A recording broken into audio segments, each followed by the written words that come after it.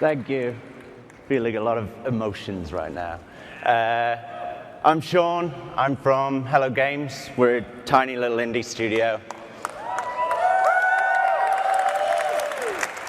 We're a group of friends making No Man's Sky. It's a science fiction game, I guess inspired by the kind of sci-fi that I grew up with. The battered book covers of Heinlein, Asimov, Clarke. Just worlds that I wanted to escape to but never could. We've created a procedural universe. It's infinite and it's one that everyone can share. We're going to start every player on a different planet, so no two people will have the same experience. This universe that we've created, it's so vast, it's so boundless, it's actually infinite, and we don't even know what's out there. When the game releases, every player who picks up a pad and plays is going to help us discover a little bit more. And I can't wait.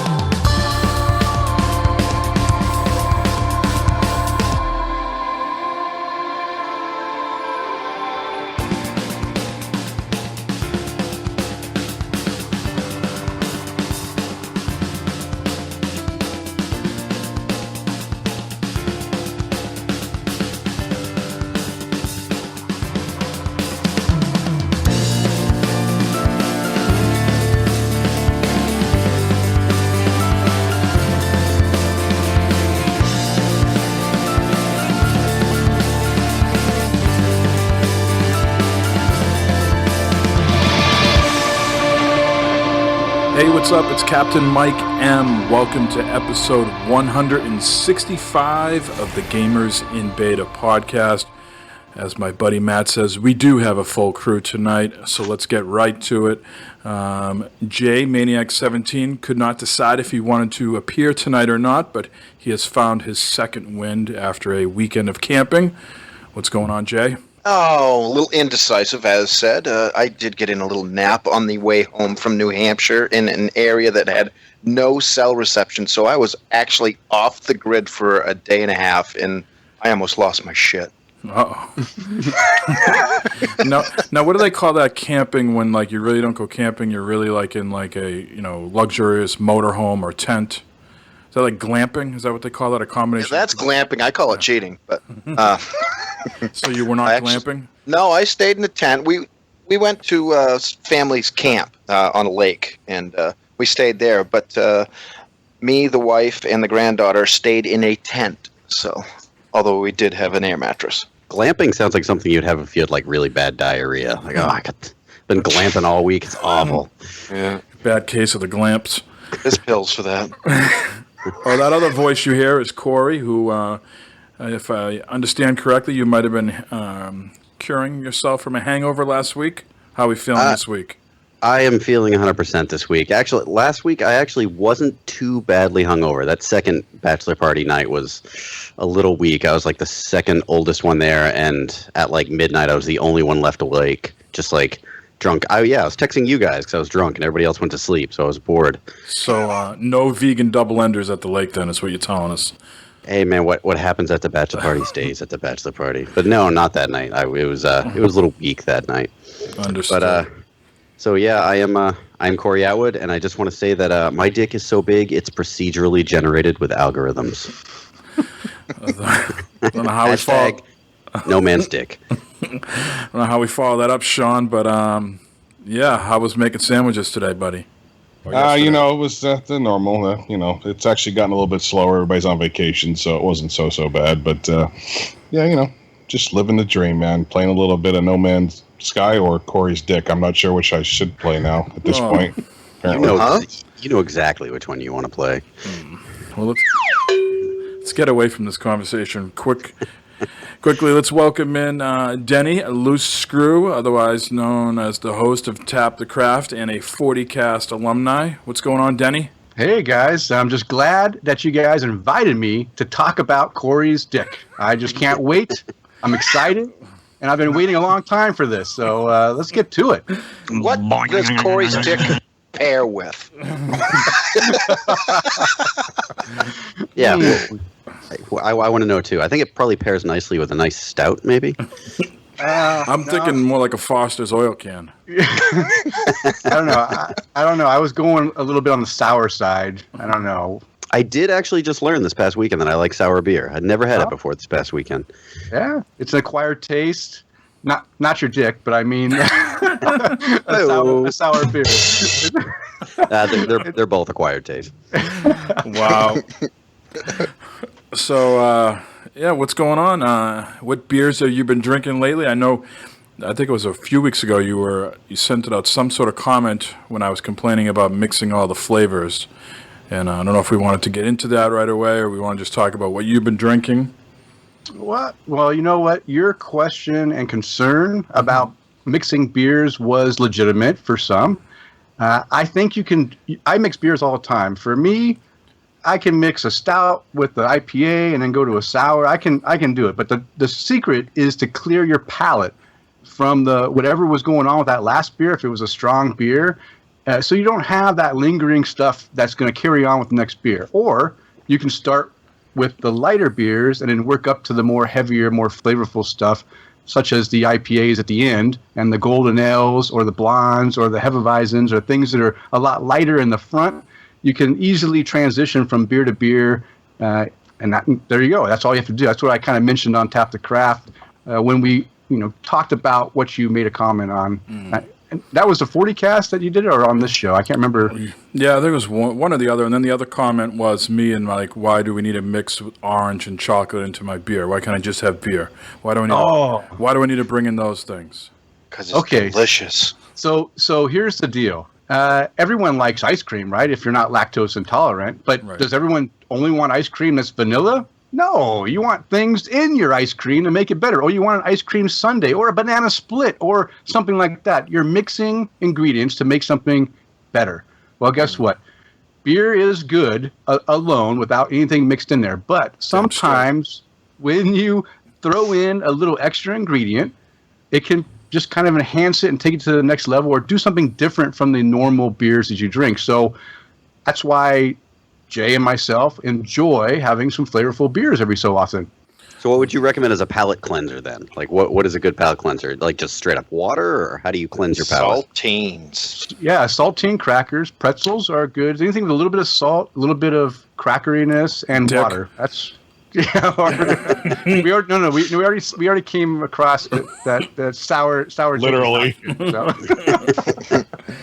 Oh boy! So what do you think? I have a cracker dick. Are you getting racial on me? All right, there it is, ladies and gentlemen. Officially off the rails. We just peaked right there. So what are you drinking tonight, Denny? You know what? In honor of you, Mike, yes. I am drinking Full Sail Premium Session Lager, which is one of the beers that I sent your way a year or so ago to say, hey, try this as an introductory into craft beer. Yep. You took my advice once you figured out what I was talking about because you were, I think your accent was kind of throwing off the guy at the liquor store. He wasn't quite sure what was for sale. Everything's for sale, Denny. But I am drinking. I'm drinking a 12. I'm pretty much drinking a 12-pack of those little stubby bottles right now. Well, I got a sad tale about that because I went to Mecca the other day, otherwise known as Wegmans, and they were all out of Full Sail. I think I was the guy buying them. Oh no! Yeah, so they come in the long box with the stubby bottles, and they were nowhere to be found there. So I don't know what I'm going to do other than ask you for another recommendation. Well, honestly, I think you're on the right track with trying out the Sam Adams beers. They're readily available in your area, so you can get whatever Sam Adams comes out. I think you should stick with looking at the ones that are a little bit on the lighter side, the lager, the summer ales. I know you like that Porch Swing. Has a little bit, or is it Porch Swing or Porch Rocker? Porch Rocker, yeah. Yeah, it has a little bit of tartness in there for you, like a little extra oomph.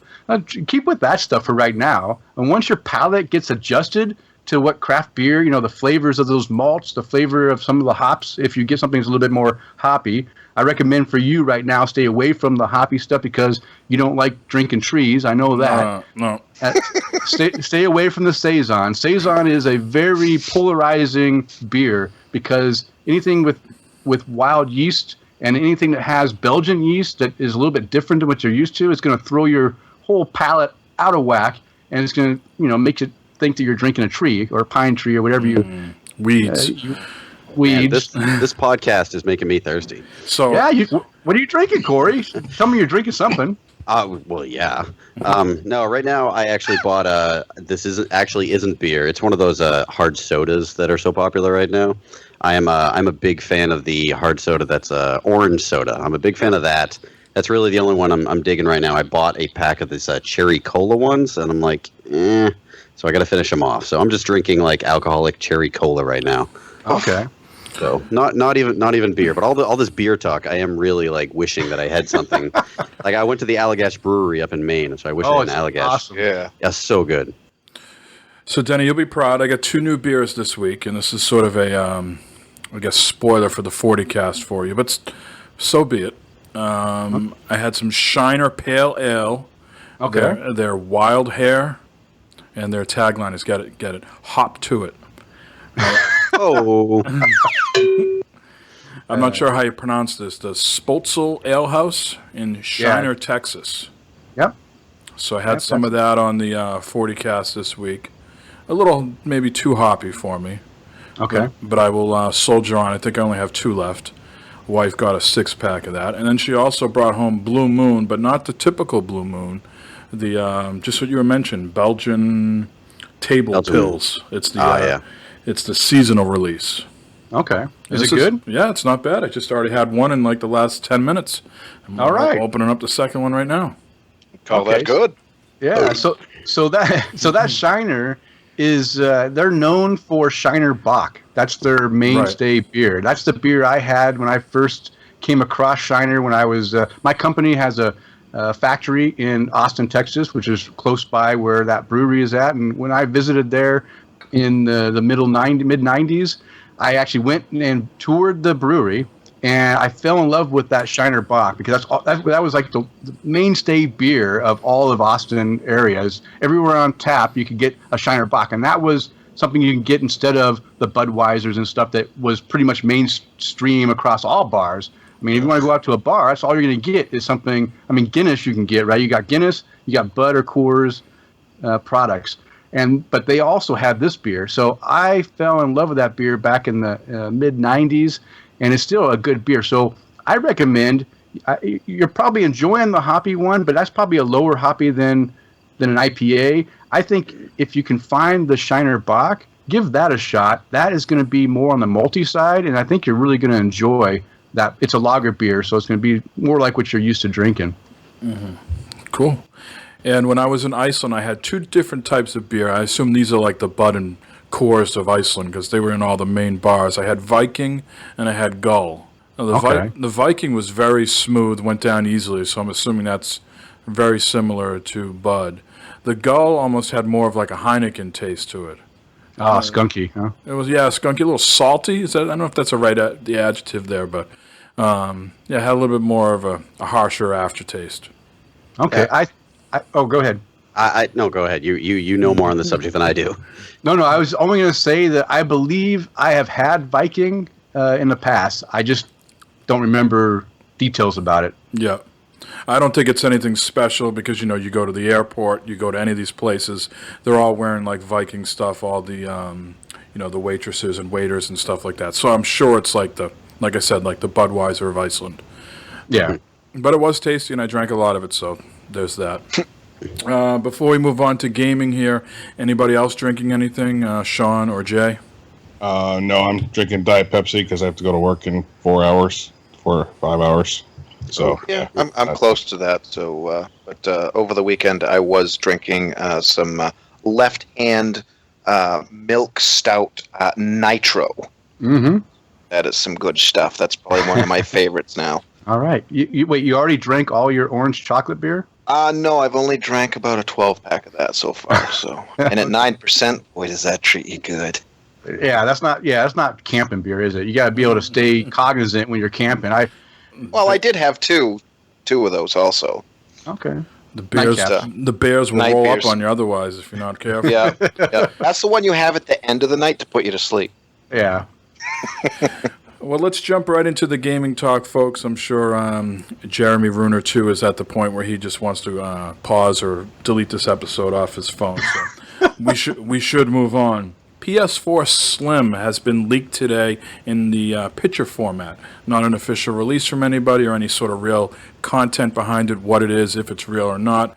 But there are many pictures out there, and if someone is faking this, they're going through great lengths to put a fake copy out there. But by all accounts, it looks pretty real. There's even a box there what the contents look like inside the box, but there's really no tangible details.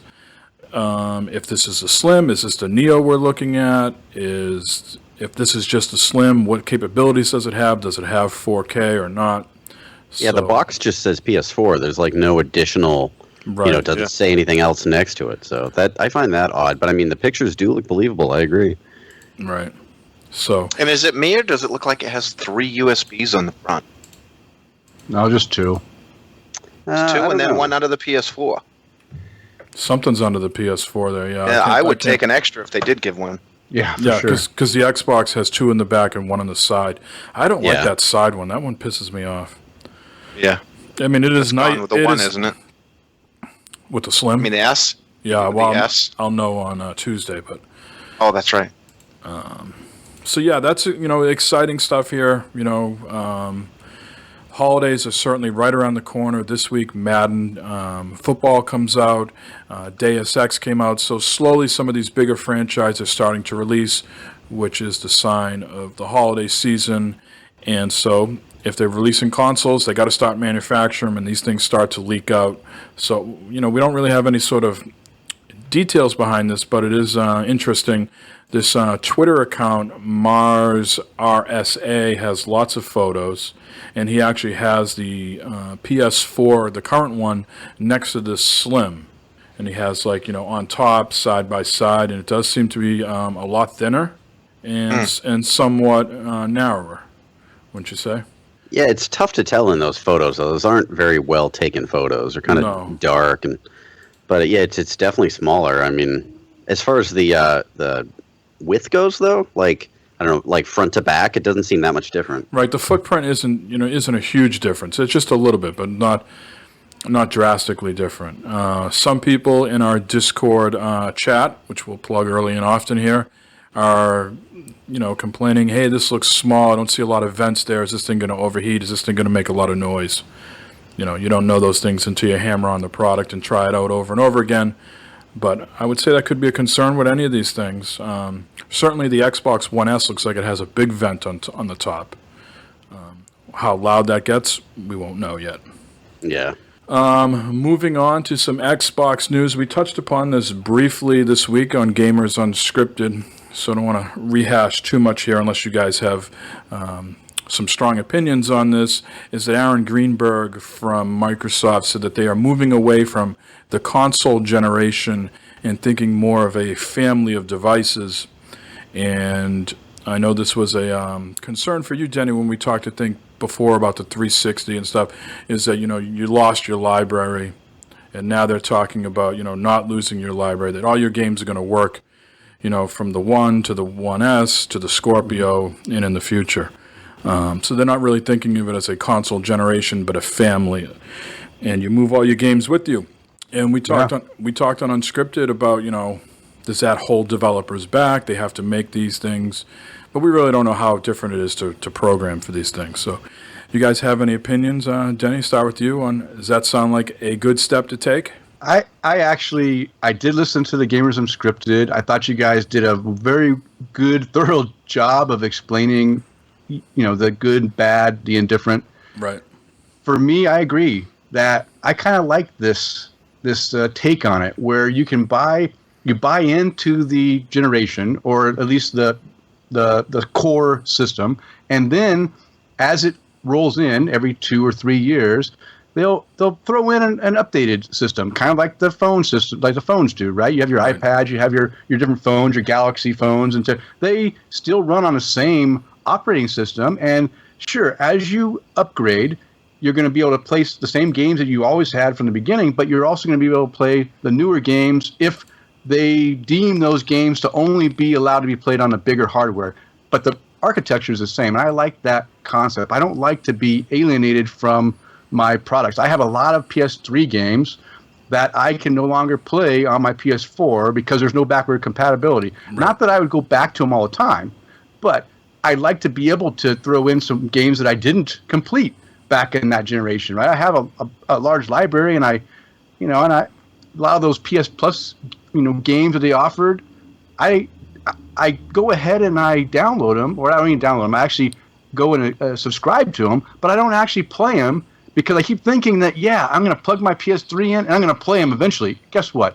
I'm not going to do that because the PS4 is on my main TV that I like to play on, and that's what I want to play on, right? I don't want to plug in something else. Mm. I always wonder how many people are playing the backwards compatible titles, though. We talk about it here and there, but in my circle of people that I talk to, there's a small handful that are doing it, but not a whole lot. So it does present good value. It's the reassurance that it's there. It's like whenever you have the urge to go back, you know you can do it, and I guess that's satisfying and gives you value for the purchase you made. Yeah, but if you still had your PS3, you could still play them. I mean, no one broke into your house and took your PS3. I assumed you probably traded it in, right? No, I still have it. It's just a point of getting off the couch and doing it. Yeah.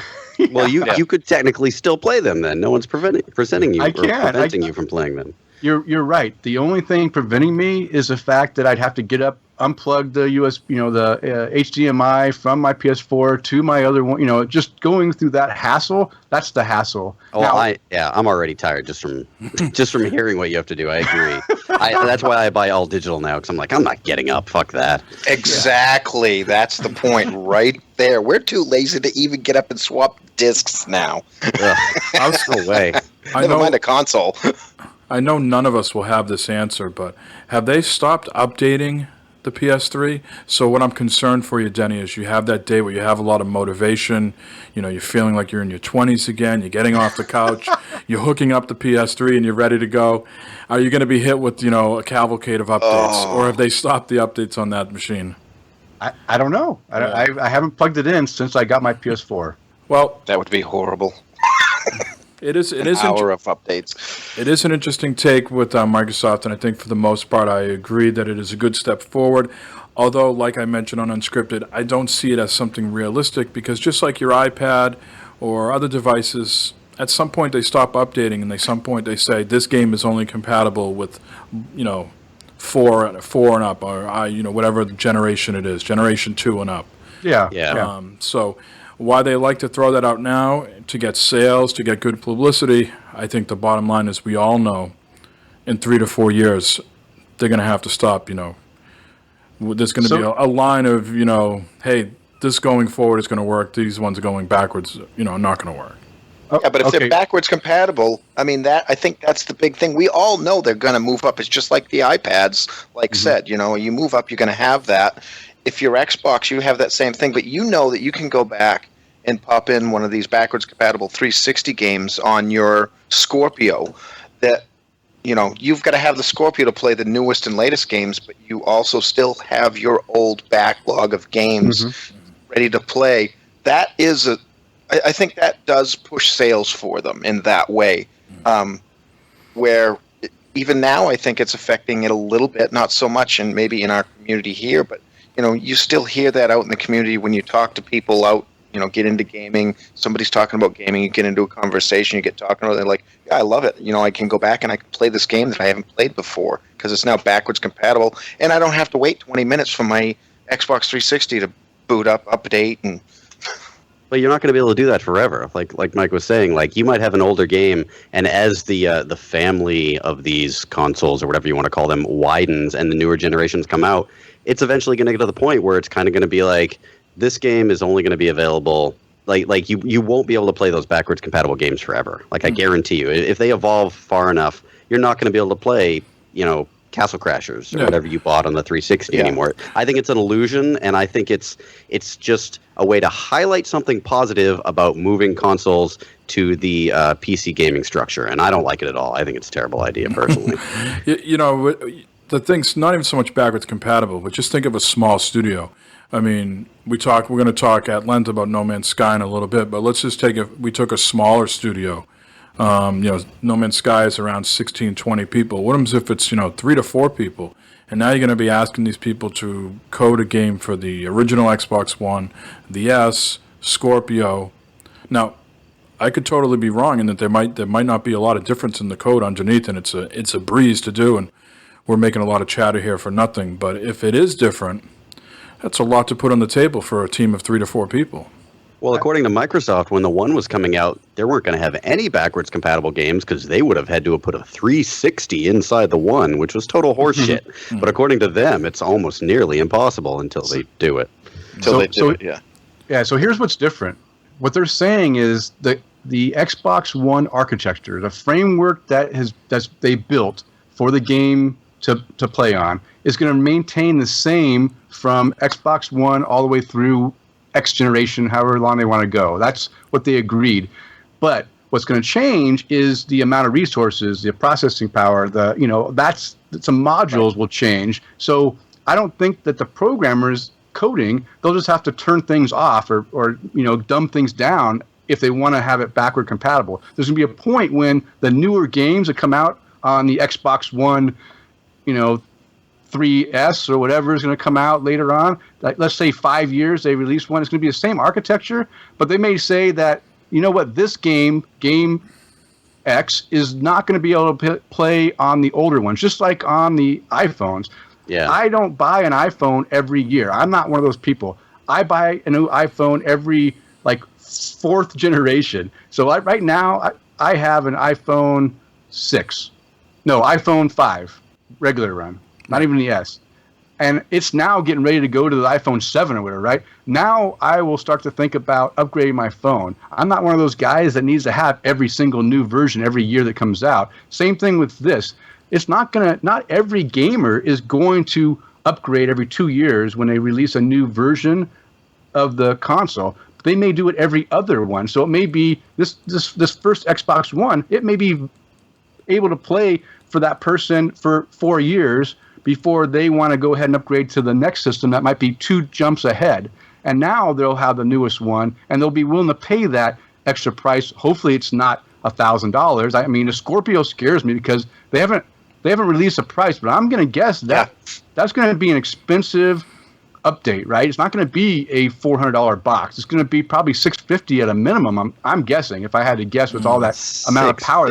Yeah, that's going to be very pricey. I think $650 is the most. I think it's going to be somewhere between $449 and $650. I know that's a big window. That's a $200 range there, but I don't think it's any cheaper than $450, and I don't think it's any more than $650, unless it comes in different flavors. 4 terabytes, 2 terabytes. Unless it's got crazy memory options. But yeah, but I think Denny is right. And also, Corey mentioned PC. I mean, PC does this now. You can play some of your older stuff, and there is some really old stuff that doesn't work on, Win 10, Win 7, or whatnot, just because it's so old that it doesn't really run with the new systems. It hasn't been, the games haven't been updated. But I think that's kind of what they're going with this Xbox. You'll be able to play the older stuff, and maybe not this backwards compatibility 360 stuff, but the current games that they're putting out for the One, I think that like when you move on Scorpio and even the ones beyond that, I think those games will still work. But I think when you buy these new consoles, you're also going to run into games that, just like with Denny, if he goes in to get some games now, he has to look within the description to see if it will run on an iPhone 5. Because there was a lot of games. I mean, I think even The Room, one of my favorite games for iOS phones, is I think even that won't run on the 5. I think you needed a 5S. So, they'll run on the newer ones, but you'll always have that back catalog that'll move up with you, I think. Yeah. And I guess that's the not so simple description of it.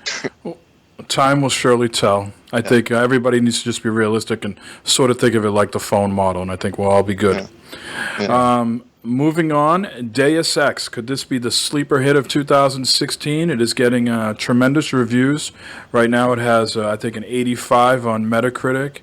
I saw that IGN gave it a 9.2. First of all, is anybody into the Deus Ex franchise here? I definitely am. I've already pre-ordered it, so I'm ready to go on the 23rd. Anybody else, or just Sean? I am not. I've never jumped into the series. Yeah. No, I haven't either. It seemed interesting, but I never really played it much. Sean, what would you describe the Deus Ex series as? Well, I mean, it's tough because I don't know. This one looks a little bit different than the rest of them have been. It's been a lot of menu-based stuff, a lot of interaction with characters. Definitely a first-person shooter in some instances. The last one it was good up until the boss battles. The boss battles were just ridiculously easy, which was, I don't know how they balanced that out, but they didn't do a good job of balancing that part of it. Other than that, the story itself, I've actually started playing this when it was on the Xbox, the original Xbox, the OG Xbox. So I started playing the beginning of the series then, and I've continued on until now. But I mean, it's a first-person shooter role play sort of kind of game, I guess. It's hard to describe because it really has no direct, as far as I'm concerned, because I mean, I am a gamer. I mean, sometimes I don't know the technical terms of everything, but Sure.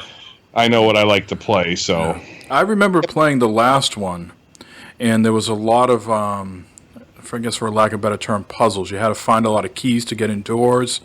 And I think when I stopped playing is I got to this one fight sequence where I was on these staircases that were leading down into this room. And the room must have been littered with, like, I don't know, 15, 20 guys. And I just couldn't get past that particular thing. And I think my pride was too much at that point to kick it down on easy. And rather than doing that, I just shelved the game, and I haven't picked it up back. But it definitely was a sharp-looking game. For a 360 game somewhere middle to the end of the cycle of 360, it was a very good-looking game.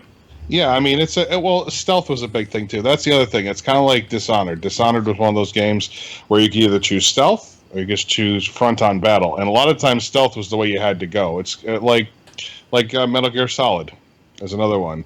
Or some of the other ones. Depending on what way you went, it was easier or harder. If you decided to go run and gun, well, guess what? It's going to be a lot harder. If you do stealth, which is what I did, I don't know what scene you're talking about. I just took all the guys out one by one and had a lot of patience. I don't mind taking my time. I don't need to run and gun. I like to enjoy the story. I like to be immersed into the game itself. So for me, stealth was always the thing, and it was a lot easier. Now, every now and then, I did like to go and run and gun just because, hey, who doesn't like, barging into a room and firing off as many bullets as you can possibly do before you end up dying? So, I mean... Now, does that have Question some... for... Oh, go ahead, Jay. I got a quick question for you. On that, I mean, I remember the one on the OG Xbox. And then they had the last one. Did you play the director's cut on that one where they had, farmed out the boss battles and that's what everybody complained about?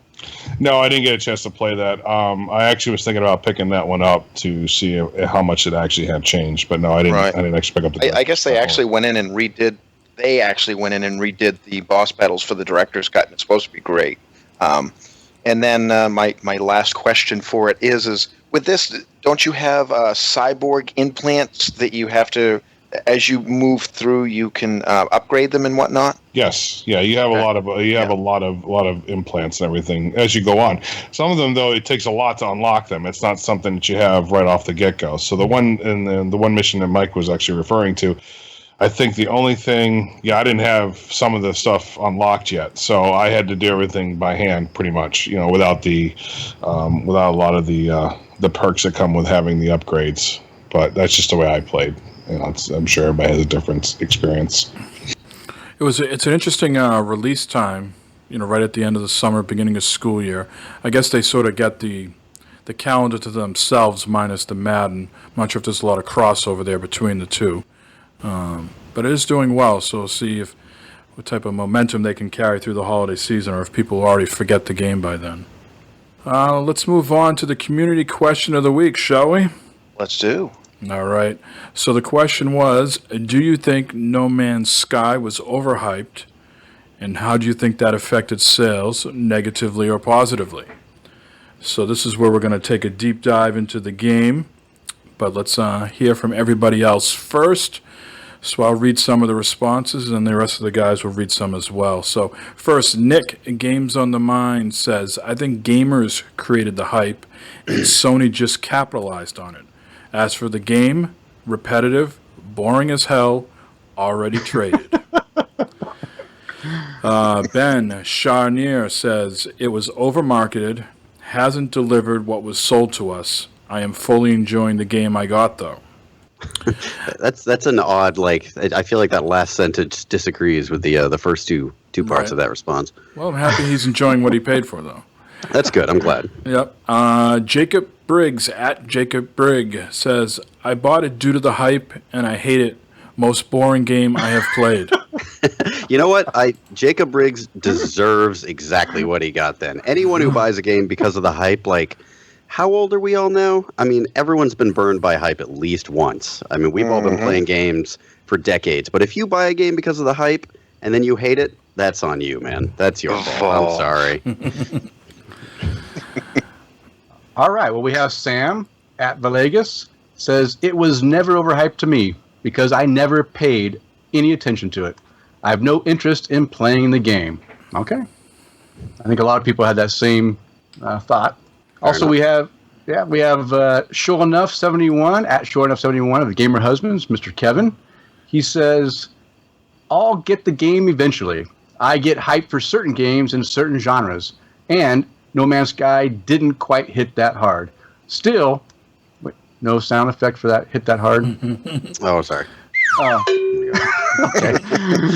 Still, think what the small team did is worth noting, but the dev publisher source hype not a factor in my decision. Good. It should never be. You should calm down, not let the hype get to you. That's right. That's right. And the last one I'll read off here is from our buddy Dave K at RoboPig from Good for Games. He says, I feel like gamers hyped it more than the devs themselves. Steam sell for me. I agree with him. Well, as far as the hype goes. Yeah. All right, Alex, Ice Guy Kiddo, the 40 cast says, overhyped, sure. Made me a bit more cautious, and after watching streams, I've decided it's not a $60 game for me. I'll get it on sale. That is a smart shopper. I think he did the right thing. Absolutely. Now, Alex, it's Mr. Skyzon. Did I repeat it? Did I say it right this time? Yeah. Alex is going to send hate mail to Sean now for still calling him Ice Guy Kiddo. Well, you know what? I can't help it. Every time I see his name, that's the first thing I see. So I'm sorry, Alex. Mr. Skyzon. The Alex formerly known as Ice Guy Kiddo. There you go. Perfect. Double A Ron, Indio Techno says, first response, yes, LOL. I don't know. If it comes on an Xbox One, I might get it. Second response, yes, and I didn't purchase a PS4 in order to purchase it. That's probably the most confusing thing. So far. That's normal from him, though. Yeah. Yes, He only listens for the salt. Keep that in mind. Oh, okay, all right. And not salty dick, but we did give him plenty of dick talk in the beginning, so he's probably stuffed and puffed right now. a little chub with some from under cheese. Scott Woolley at scottwoolley.com, or excuse me, at Scott Woolley's. Woo. It's on the website. I was out of the loop, so I didn't see the massive hype until the week before release, but I've really enjoyed the game. Where the fuck have you been, Scott Holy? Well, he just had a baby, and his father, I just want to say, just had a lung transplant. I apologize, Scott, if that's the wrong body part, but he has had a full plate, and he is also a cameraman for Neckin, which you guys are familiar with Neckin, I'm sure, Corey, the New England Cable News Network. Dude, I cut cable long time ago. I'm sorry. I'm sorry. Those other two things sound very distracting, so I'll let it slide, I guess. He's a busy man, that guy, Scott. Or he was just smart to be able to ignore it, so. True. All right, I got the next couple. Dave, a.k.a. Gamer Goalie of Game Hounds. No Man's Sky was definitely overhyped. Obviously, totally agree with him there. Didn't affect my decision to buy it. I wanted to see it for myself. So far, I'm totally on board with you. I thoroughly enjoyed it for about 10 days, played the crap out of it on that one planet, but after going to 3 or 4 planets, I realized I had seen and done all this game could offer me. Can't say I agree with him there, but To each his own. It's like a door just slammed shut. Like I'd finished the game. I have no desire to play it anymore. There was nothing left to do. I have no regrets. I got many hours of enjoyment out of the $60 game. That's good to see. I do wish there was less survival and more exploration, meaning more things to find to do. Mission quests, a Pokemon gym. Pokemon. It all just got boring really fast. All right, this is where I have to disagree with the gamer goalie. Less survival? There's like no survival. I think there's like no survival in the game. Like I don't know. I always get shot by the damn sentinels. Well, that's not survival. Like when I consider survival, I've played a lot of survival games, so I consider like a meter for health, a meter for hunger, a meter for exhaustion. Like all of that is kind of condensed just into your life support. Mm-hmm. So I see it as like a crib sheet, like a short condensed version of survival. So I didn't. I thought it was a very small. I would actually like to see more survival elements, but I think that's because I'm a masochist when it comes to survival games. So that's just me, I think. Chase Langdon at Awakened Heathen on Twitter. I had pizza with that guy. This guy rules. He says yes and no. They actually hyped it very little. What? It was actually as they described it. The internet's just ran wild and hyped it. They did do that. I agree. I think what he's trying to say is that Hello Games maybe didn't hype it as much. Yes. Yeah. So, Sony and the internet hyped it, but not so much Sean Murray. Okay. And Luce, the elusive man of the Future Monkeys podcast, he wrote earlier in the week and sent it wave, but I haven't had time to talk. Wait a minute. Wait, sorry, I'm confused. That was one of those things you were just supposed to let that go and then just start reading. Yeah. Okay, yeah, wait a minute. He said he wrote this early in the week, but he was going to send a wave. Hasn't had time, so he has the written version of it. Okay, so HD is... Hello Games. Hello Games has always said what it was going to be, but we overhyped the ever-loving shit out of it. I wasn't going to grab it because of the hype. I don't think they'd ever deliver. But at the last minute, I decided to keep my limited edition pre-order, which I unboxed on futuremonkeys.com. Good plug. Getting a plug in right here with the answering of the questions. And winky face. And boy, am I glad that I did. So I'm totally glad the hype didn't kill it for me like it almost did. There you go. He's wrong because they didn't deliver what they said they were going to deliver. Yeah, we'll talk about that later. Yeah, so let's get into it right now because this doesn't make any sense to jump off topic and then come back to it. So I'm not sure how Denny and Corey want to present their arguments or their feelings towards the game. Certainly you too, Sean. You've played it a little bit, probably not as much as them. So Denny, why don't you jump in first? Why don't you tell us your thoughts and frustrations, and then we'll have everybody else jump in. Okay. So first off, let me just answer the question. In fact, I did answer the question in long Twitter form, and then that's when Mike asked me to join the podcast so we can really discuss this a little bit.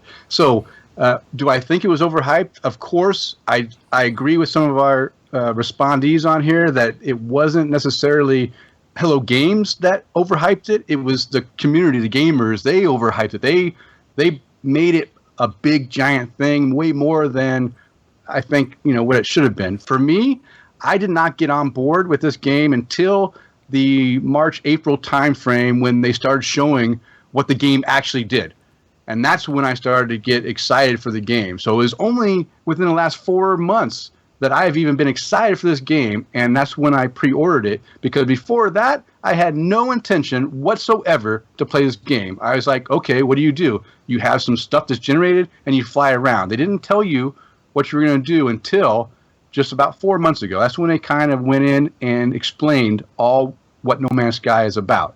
Now, with that being said, now did it affect sales? Hell yeah, because people started pre-ordering the game, they got excited, and it rolled in money. Money's flowing in, and then they got a little bit nervous because now they got to actually provide a game to someone eventually, one that works well.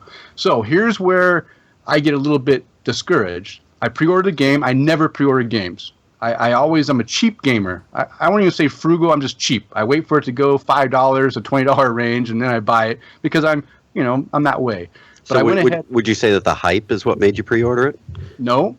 It was. But you never pre-ordered games. I never pre-ordered games. So here's what made me pre-order the game. Okay. I started watching the videos that they put on IGN, and then that other joker that put it out on Sony, the Sony one. That guy was kind of weird. I don't remember his name.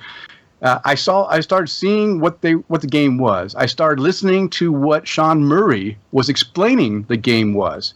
And what he was explaining, now let me tell you what I heard from him and what was actually, there's actually a Reddit, on a subreddit for No Man's Sky, the game, there was actually, someone actually went through and put down all the things that Sean Murray had said that this game was going to be, and then why it's not what he said it was going to be. And this is just from 4 months ago, not from all the way 3 years ago. This is just recently. But basically, what I got the gist of the game was it's a procedurally generated game that can generate unique planets and systems in a huge amount, could trillion or whatever amounts of planets. So everyone's going to be unique. Why is it going to be unique? Because they're going to build this using physics. They're going to have a sun with with a gravitational pull, with these planets going around, and depending on however the numbers came up, that these are going to be spread out, you're going to have different environments on these planets. So the closer the planets are, it'll be hotter. The further away, they'll be colder. Depending on the rotation of the planet, it's going to have different life on that planet, different experience. So you may have 1 minute in daylight, you're blazing hot, and then when it goes dark, you're going to have really cold, right? And you're going to have, depending on how often that planet rotates on its axis and how fast it goes around the sun, you're going to have different things that are all going to be procedurally generated that give you an experience that we've never had before, right? And it's going to be done on a mass plane. That's what I want to see. I want to see those physics. I want to see a game manufacturer do something that's never been done before, and that got me excited. That I'm going to have a new experience every time I jump to a different system and I go to multiple planets, and it's going to be unique. That's the part that's what they did not provide that. There's very little physics. What part of that did they not provide? Because I was actually playing earlier today, and I was on a planet that was freezing and extreme night temperatures, like you couldn't survive out at night, and during the day it was incredibly hot. So I was on a planet that did that today. So what part about that did they not deliver on? Like, is it the fact that the planet doesn't rotate around a sun? Did that kill the whole game for you because it wasn't rotating around a sun? No, but that planet though probably was the closest to the sun in that system, most likely, because that's what doesn't matter. For example, a moon circling a planet that is like my initial landing planet was a hot planet. It was 100, 200. I got an extreme planet on my initial landing, which was kind of a pain in the ass, but it was okay. It was kind of fun to kind of try. And you said it's tough to survive. Well, you know what? Start on a planet where you're freaking roasting yourself all the time, and you have to constantly try to rejuvenate your, go in the shade as your opening thing. That was a little bit of a survival thing for me because. As I say, that's still trading wheels when it comes to some survival games. So, of course. I agree with you. Like the toxic planets and the really hot planets, you have to concentrate on survival a little bit more. But at least they did condense it just into the 1 meter. That and the hazard suit. So I guess 2 meters. Yeah. No, I agree. It's easy. I mean, it's easy enough to especially once you start to build up your suit and you have things that can dig holes, and you can just go out of the in the shade for a little bit, and your suit rejuvenates, and they make it easy. Okay, so. The thing is I left that planet, went to the moon of that planet. Now, I'm on a blazing hot planet, right? What do you think the moon was?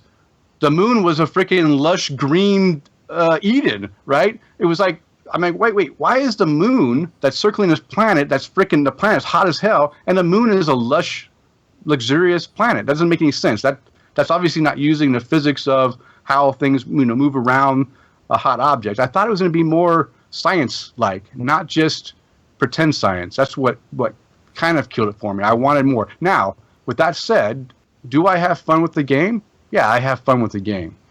What I want more, I was expecting more variety. The people that wrote in and said that this game is boring, you know why? Because I've been to 15 planets now in 3 different systems, and guess what? Sure, there's a little bit extreme heat, cold. There's different experiences, but they're kind of all the same, and nothing really changes that much. So they didn't provide the variety that I was hoping to get. The elements that they provide, all this iron, everything is, or at least the health, the shield stuff, the isotope, the zinc, the platinum, all that stuff. All the plants look exactly the same on every single planet you go to. You go to a frozen planet, guess what? Your platinum's going to look the same on the frozen planet as it does on a hot planet or a toxic or a radiation planet. I mean, they didn't spread it out where it's going to be, you're going to go out, you're going to experience scanning your environment and finding these elements in their raw form in a different type of, plant. Like they have all these different types of plants and stuff, but why don't they mix up those common, elements? See, I disagree as far as the variety goes. I've gone to a lot of planets and things have looked way different. You do hit sometimes a repetitive thing where the planets look a lot alike, like all the rocks are pink.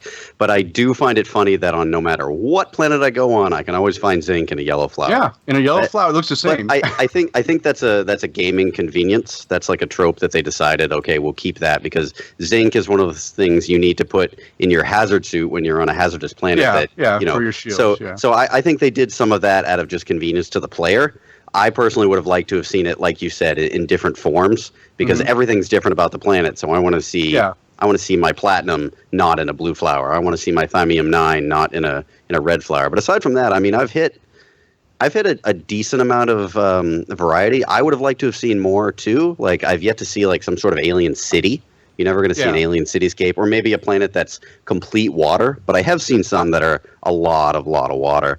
But I mean, I landed on one today that I'd never seen anything like it before. I landed, and it immediately said, this is an incredibly hostile planet. All the resources are incredibly rare. Sentinels will attack you on sight. Exactly. No matter what. Like, that was one thing I hadn't seen on any other planets. And I've probably been to, I don't know, I'm getting close to 24 now.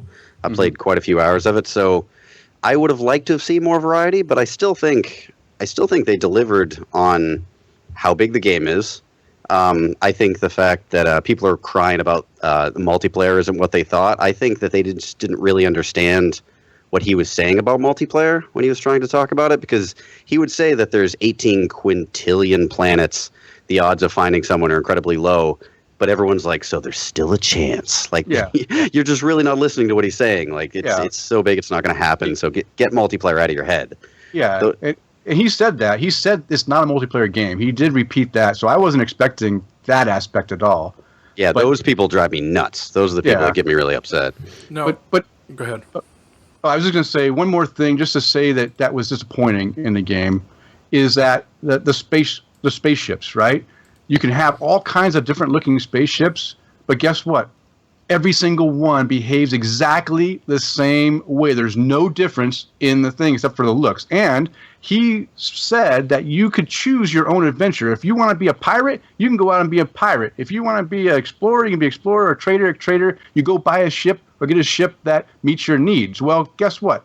Pretty much the ships you need are all the same, because all it changes is what you upgrade your ship to, the different weapons and stuff. If you want to be a pirate, you're going to still have to go and do all the exploration and trading to build your ship up to be able to handle all the weapons. And then you can go out and be a pirate or, go out there and kill those ships. But again, it's not quite what I expected. I thought that there was going to be different starship models that behaved differently. If you want to be explorer, you go for this type. If you want to be a fighter, you be this type. And they behaved a little bit differently. That was a bit disappointing to me too, because he stressed that you can do whatever you want.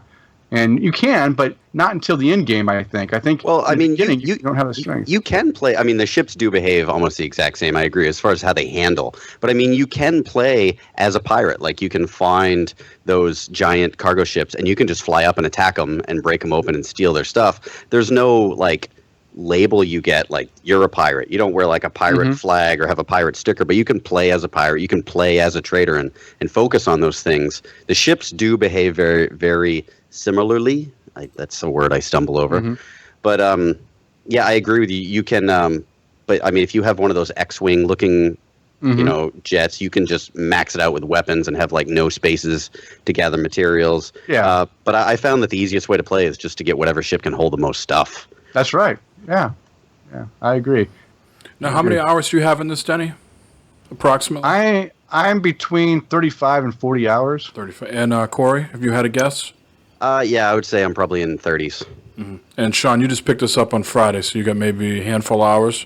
Yeah, I got about 4 hours. The only thing that to me, if we get, what was promised and what wasn't delivered, one thing that stands out in my mind, and I know this is from 2 years ago and things can change, but 2 years ago at the E3, they showed you planets where you would land and there would be herds of animals running and things of that nature, and these like big dinosaur looking things, or this big like sand earthworm or something like that.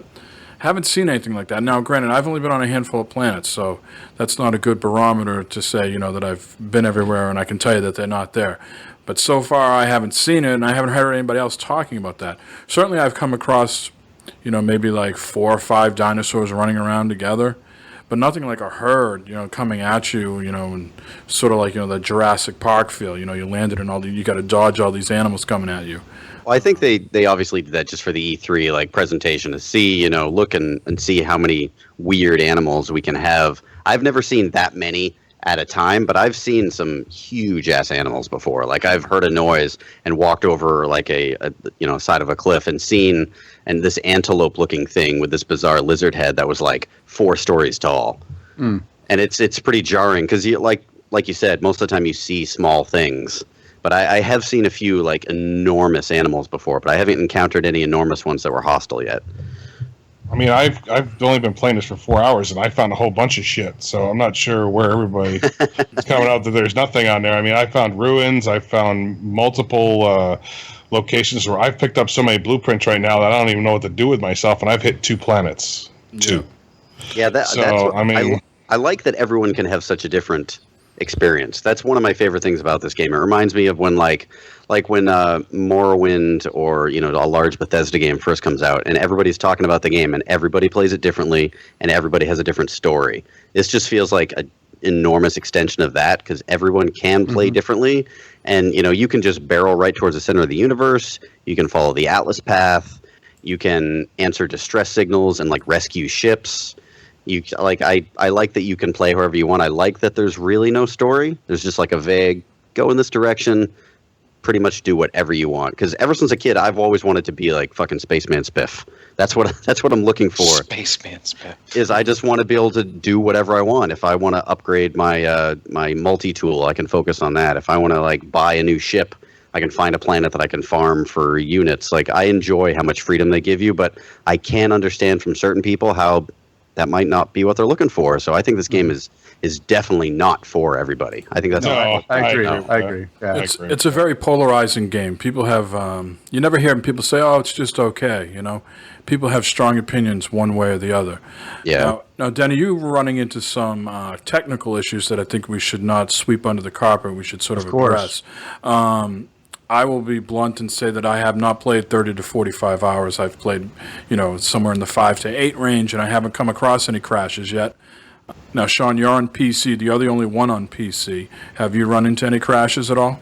Nope. Okay, No one. You're 4 hours in. Now, Corey, you're on the PS4 just like the other Denny and myself. Yeah. What's your experience been like with crashes or weird bugs or anything like that? I've had the game crash on me 3 times, all of which I was warping. I was doing a warp jump, and it just kind of like freezes and goes to an error message.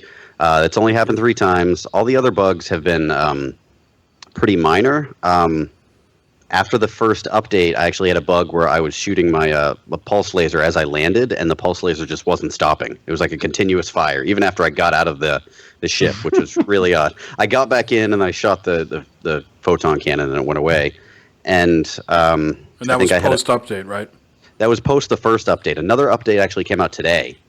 And I played today, and I didn't hit any bugs. And the only bug that I've had that has maintained throughout all the updates is the ship that I bought. My photon cannon just says 0%, but I have like infinite ammo. I never have to reload it. I can just constantly fire, which is odd. It's like a great bug. It's like the best bug I've ever had. But you can't lock on with that either, though. That's the problem with it, right? Yeah, I guess I can't. I mean, space combat's not that hard unless you're like swarmed by like 15 guys. But yeah, it tries to like lead the shot. So yeah, there's no real actual locking on, I guess. So is that part of the bug? I didn't read anything about it. That's a bug that exists in the game. It was from the beginning, so that's one they haven't fixed yet, I guess, if you're still having it in the latest patch. But my bugs there's some serious bugs when they released this thing. I mean, bugs. My issues was it was crashing all the time, and it wasn't crashing during warp or anything. It was crashing just going and doing regular things.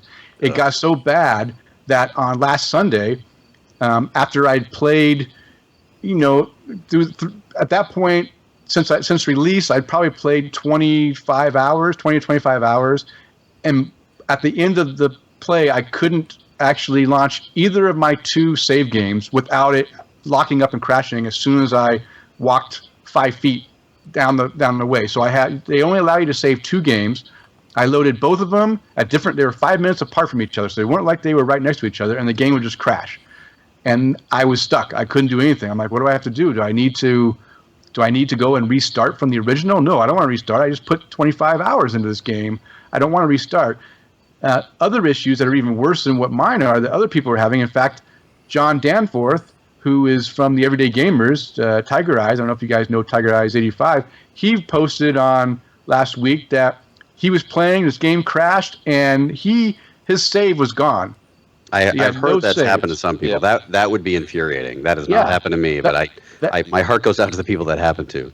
Yeah, that type of bug should never, ever, ever be released out, right? There should be enough gameplay testing before you release it that no player, after putting in numerous hours, should have to lose their whole game because of a crash. So I think now I did load the new patch. I haven't played with the latest patch today, but I did play with the 104 patch. And good news, I loaded my game. The save worked fine. In fact, came back.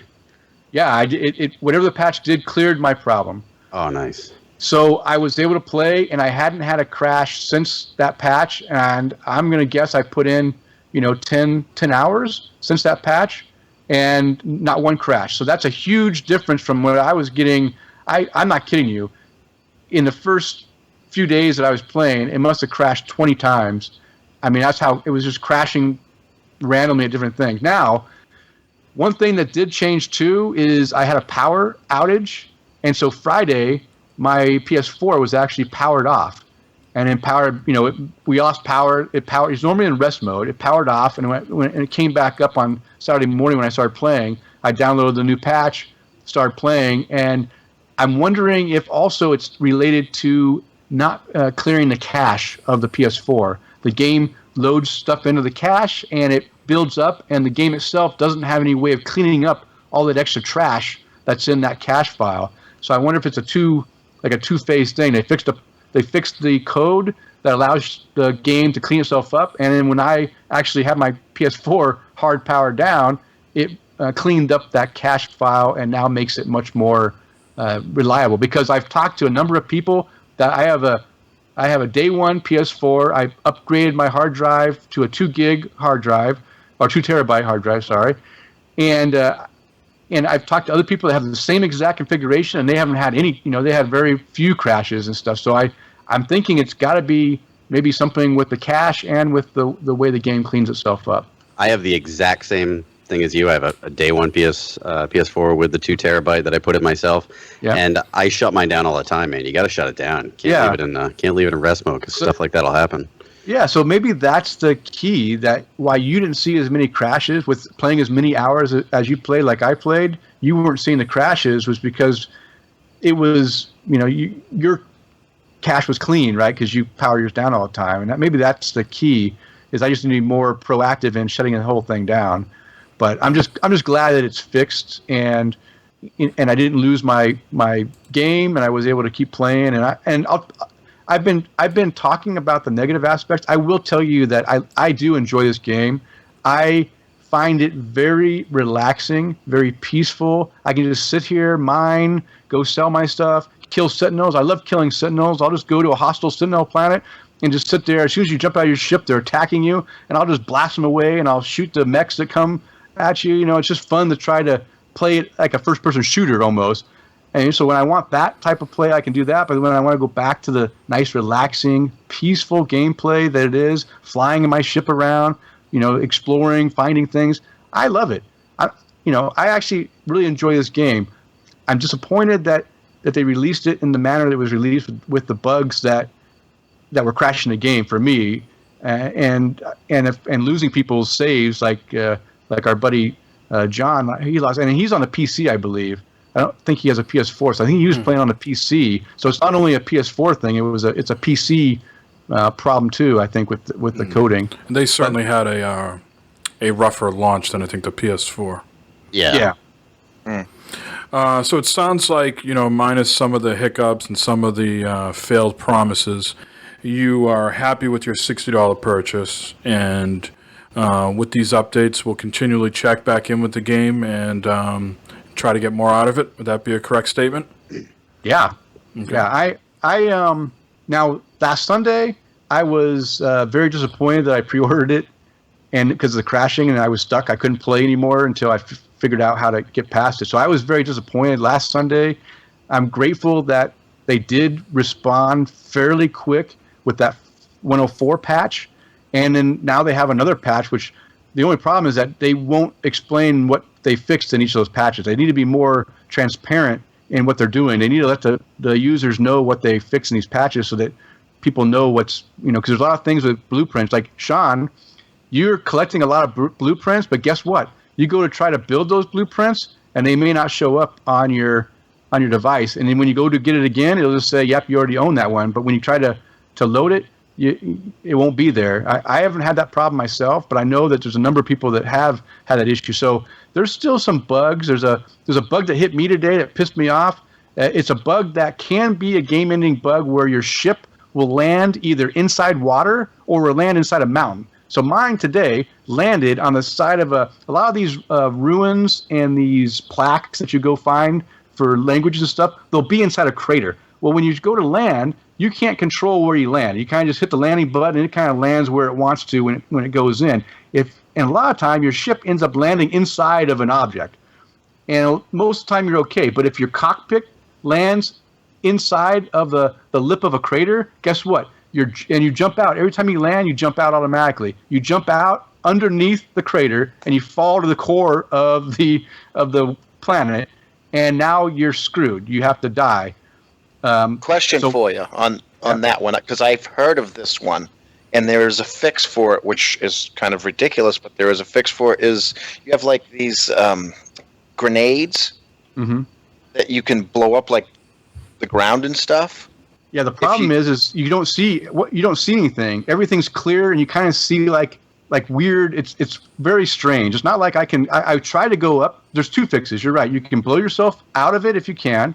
And two is you can try to use your jump jets and jump up to where your ship is, and then hit the X or the square button to climb in the ship, and then you can then you can jet out. The problem is I was using my thing. I couldn't find my ship, so what I did is I just reloaded the game save before the save that happened when I jumped out, because that's the problem is when you jump out, if you try to load that save again, same thing happens. It doesn't. Land you out on top of something that's solid. So I loaded the game save before that, and luckily it was at the last stop I was at. The problem is I was following one of those ships that Corey was talking about. That was a distress signal, because that's the way I upgrade my ship. Is I go and I find the ships, I build them back up, and I each time I get one additional slot, and that's how I've got now a 25 or 26 slot ship. Is I just go and find them, I repair them, and now I have a new ship.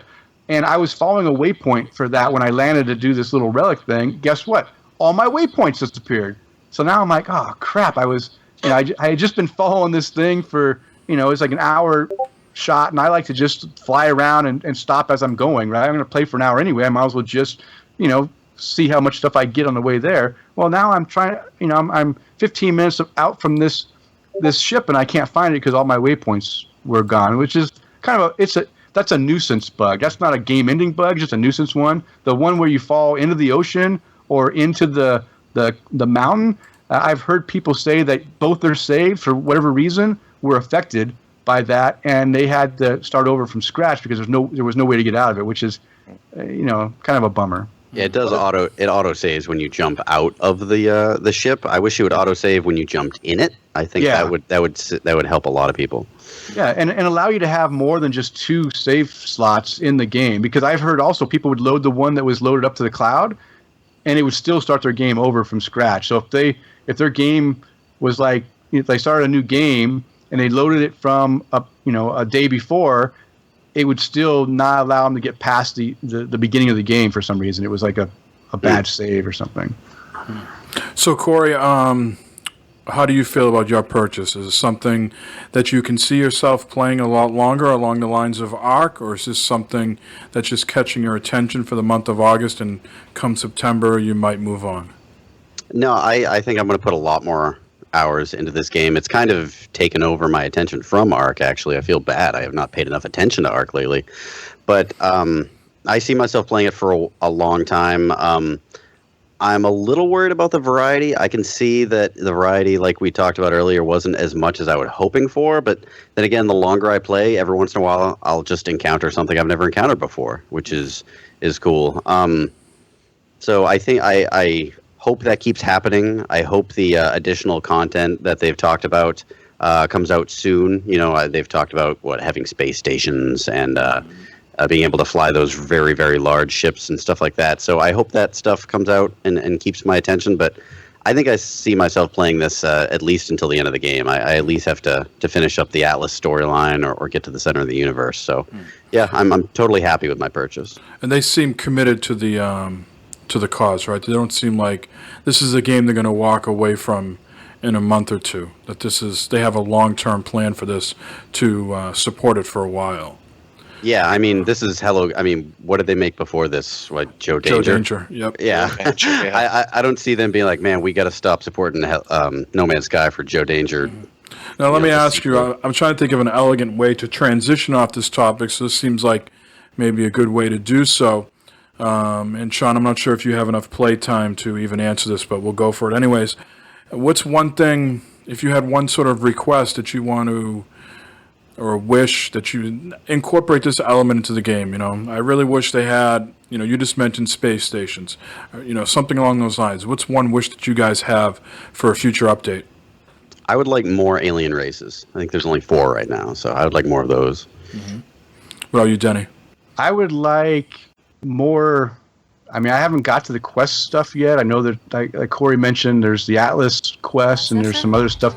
I wouldn't mind having more smaller things that just keep you wanting to go out and search for stuff. Right now, I search for stuff on my own because I love to just find stuff. But it would be nice to have smaller, not main storyline type things to do that I could just go into one of the alien races I find at one of these outposts. Instead of them just giving me a blueprint that I already have, I would love for them to say, hey, you know what, there's this whatever species of some kind of animal, go scan it for me and bring it back, something like that, just to make me go out and search an area and try to find those species, because that's one of the keys, is that you can go and you can find different species and you can upload them and you can get a bonus for it. It'd be great if some of these non-player characters could lead us in the right direction for some of these species that is hard to find. There's many planets that I go to that I never even see a species that's one of the ones that I'm supposed to try to find. That might be a way to get players out there and doing that. The other thing is that I've only come across the Korvax, one species, and I know almost 300 words of their language. I pretty much can answer all their questions. All the math little puzzles are really easy for me, so I usually get those correct.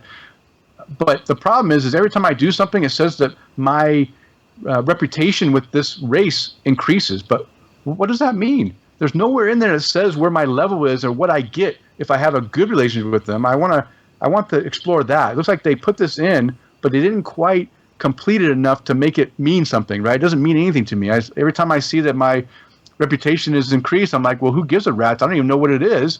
So well, when you have certain interactions with them, like let's say you go to a new space station and you walk into that little lobby room, whatever, and there's a Korvax there, and you have 3 responses. Sometimes 1 or 2 of those responses won't be available unless you're a certain level with them. Like you have to be like friends with benefits with the Korvax if you want to respond certain ways. But there's usually only about 3 responses, and I think once you hit a certain level, you have access to all of them. So if you continue to increase it, I don't know, maybe it gives you more conversation options down the line or something. I don't know.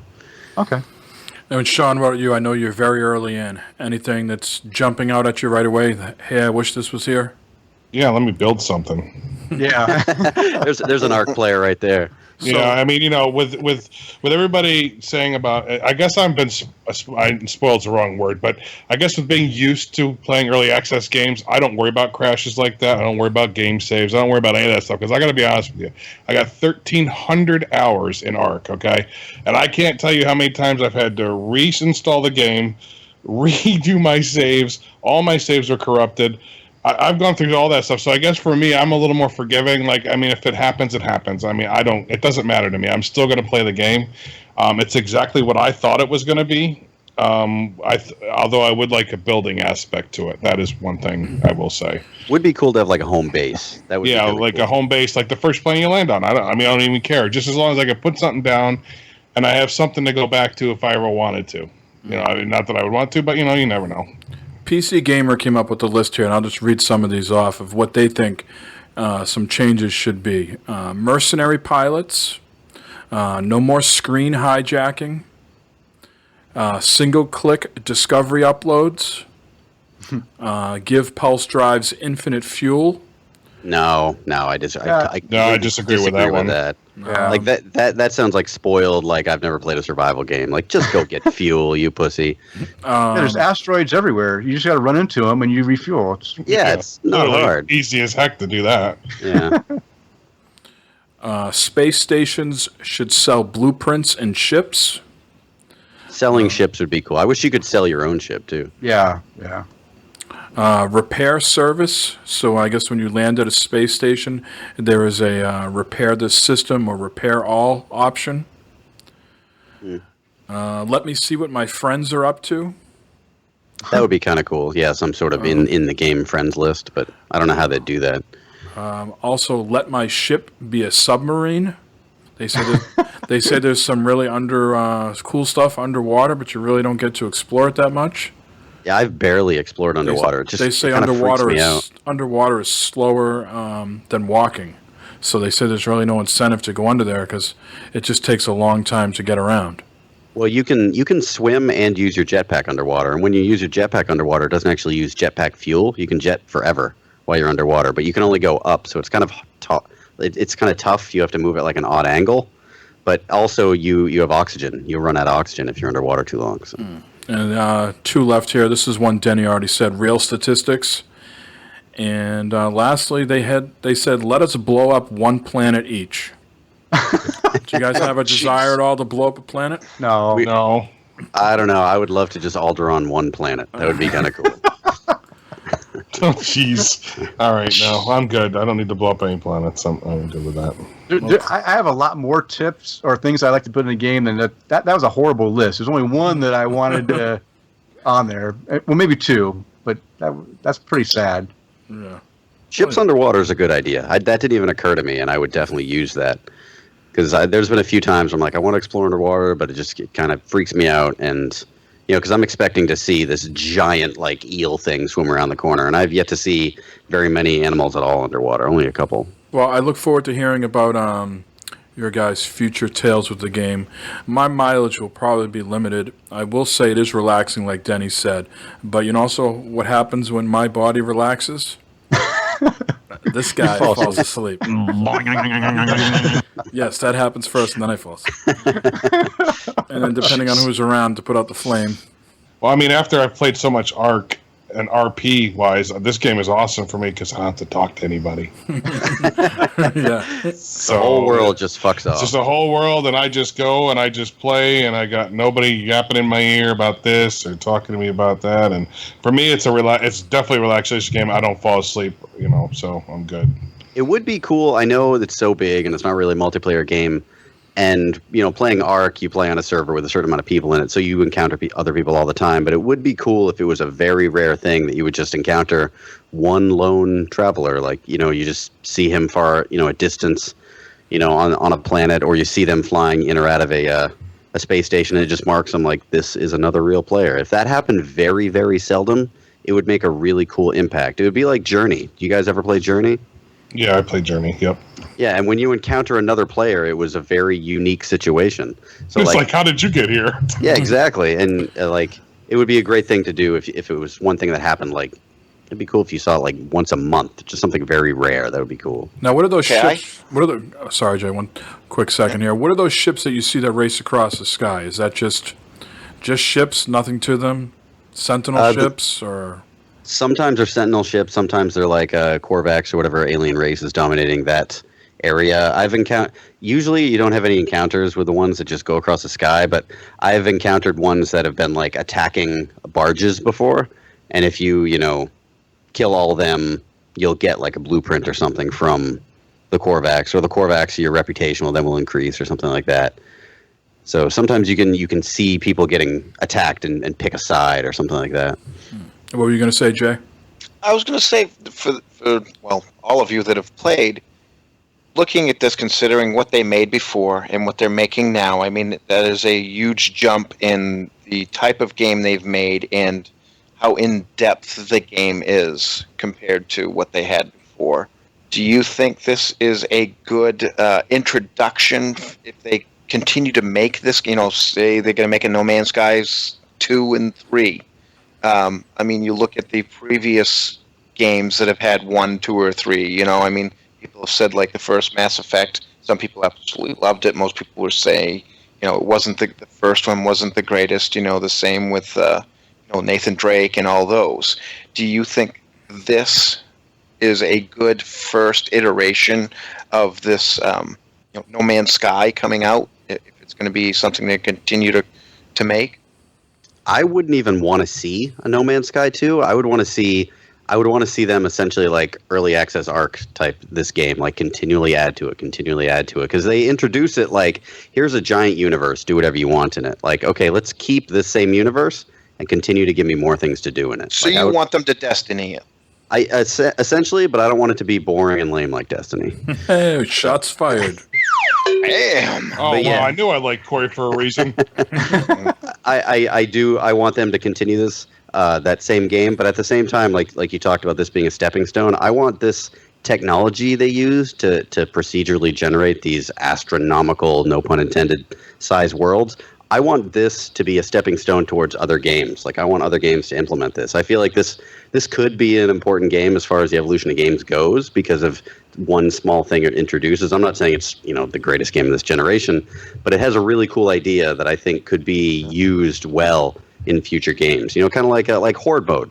Horde mode, was introduced in Gears, and then it was like in every single game you saw. Right. I think this could be something that has a really cool feature that could be implemented in a lot of games in the future. Hopefully it doesn't go the way of 4v1. True. Yeah. Terrible. Any other things we want to talk about before we move on? Did I miss any sort of points or something that wasn't mentioned? Everybody feel satisfied? I think I'm good. I would just say I think we covered all of Man's Sky there. I think it was well covered, but I do want to say one thing. Out of the group, I have not picked it up yet. And the more I hear about it, the more I want to get it, even though there are some negatives. However, I'm doing the same thing I do with buying my phones, doing my upgrades for Windows or iOS. I'm waiting till they get it stable, and then I'll pick it up. Yeah. Good idea. But Jay doesn't do any of that with the Xbox. He throws all caution out the out the window when it comes to his Xbox. Yeah. Yeah, Jay. No, I'm just kidding. This next community question centered around our guest this week, Denny. What is your favorite beer while gaming? Now, the reason I wanted to throw this out there is because, how long are these game sessions? Are we talking just a short session, then you can have something really high, alcohol content? Or are we going for a marathon here and you need to have something a little watered down? You could have all sorts of answers here. But for Denny, what is your favorite? If you're sitting back with No Man's Sky for 2-3 hours, what are you drinking? Anything and everything, or do you have a go-to?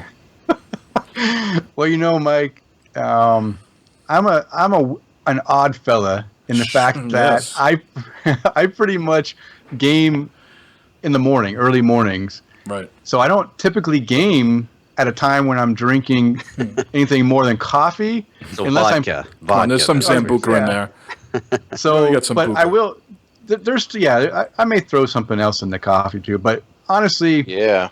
I don't play a lot in the evenings unless there's a special occasion like, our buddy Sponge Bobby's, he decides to go ahead and throw on a Rocket League tournament or a game night, and we join in. At that point, that's when I'll be drinking beer. And if I got to drink something where I know I'm going to be drinking a bunch of them and playing along and having a good time, I'll usually pick some kind of a lager, whether it's the Boston lager that is in your area, or if it's the session lagers I'm drinking now, or maybe just a local lager from Payette Brewing here in the Boise area. They have a fantastic North Fork lager and a Vienna lager. I think lagers are a great beer that doesn't get, it has a good flavor. It goes down easy, cools you off, makes you refreshed, and you can keep playing and keep your head straight. I'm not going to be drinking those high-octane IPAs, double IPAs, and stouts while I'm gaming because, just like you said, Mike, if I start putting on the heavy alcohol, I'm going to be passed out before you know it because I'm just not going to be able to keep straight. Mm-hmm. Your performance will suffer, and you can't let your Rocket League teammates down. That's true. It's critical gaming. Yeah. All right, so we look forward to hearing everybody else's response next week. Let's quickly go into what we've been playing. Certainly a lot of that was No Man's Sky, so this should be rather quick. I'll go first. I've been playing some, I finished the first episode of the Batman Telltale, and as I mentioned on the 40cast, Jay, this is a quick-time event extravaganza, so a little more caution with that. I know you don't like those types of... More so than the other Telltale games? Yes, because in this situation, it's all related to combat.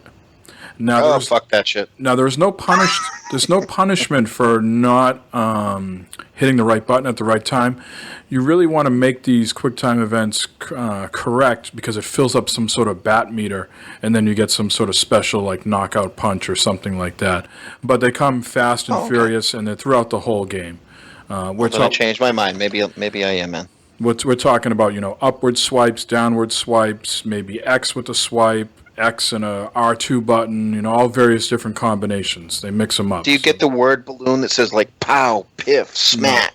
Nope, nothing like that at all. Ah, missed opportunity. That would have been pretty great. Story's pretty decent, so you might want to check it out.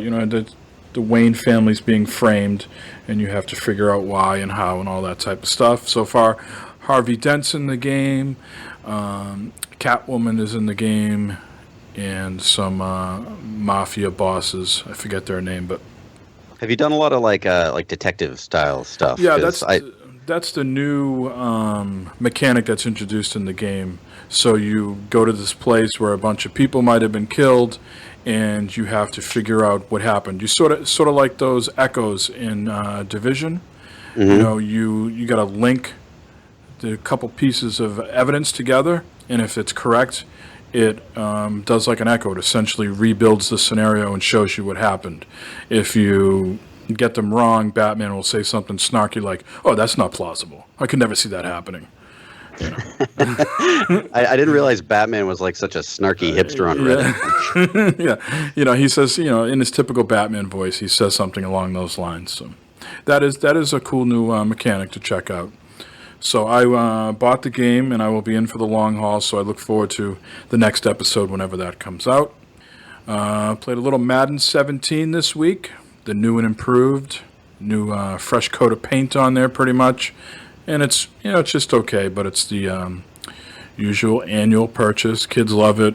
I get in some game time with Devious Mr. Matt and Mr. Sky's on, so I look forward to those matches. And the last thing, Titanfall 2. And I'd say my main complaint with Titanfall 2 is a lot of things popping up on the screen, right? So it's a lot of information to take in at one time. I played a couple of the different modes. The guns feel real good. Shooting seem accurate.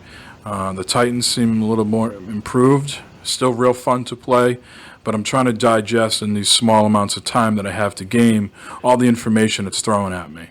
Does it have the card system still? Does it still use the cards like the first one? No good. No. They got rid of that, thank God. So I know that Jay and Denny have been playing Titanfall 2. Anything to add on that, guys? Jay? Well, I want to ask if are you playing on a PS4? No, I was playing on Xbox One. Same. Okay, so I'm the only one on the PS4. So here's my little thing, is I was against Titanfall 1. I made fun of it when it came out on Xbox one originally because I thought, it's not going to last long because it's only multiplayer on, online. They're going to enjoy it for a short time and people are going to go find something else.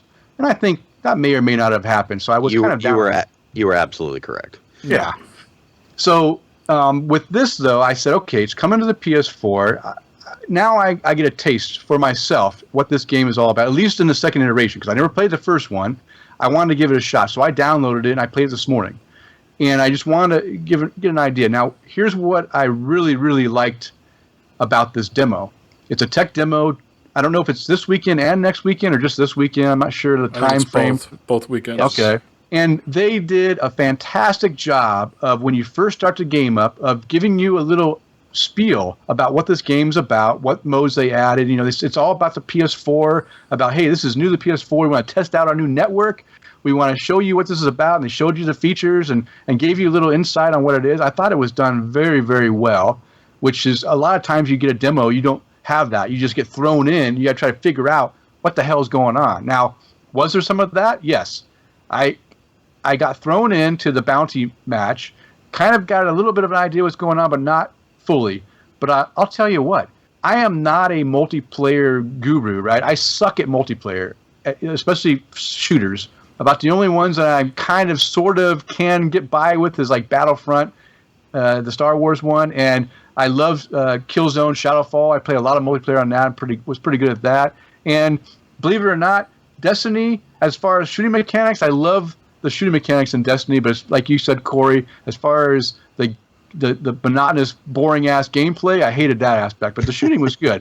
And I was good at that one, too. I stepped in, and on my very first game, I was able to pick up the controls, the gameplay.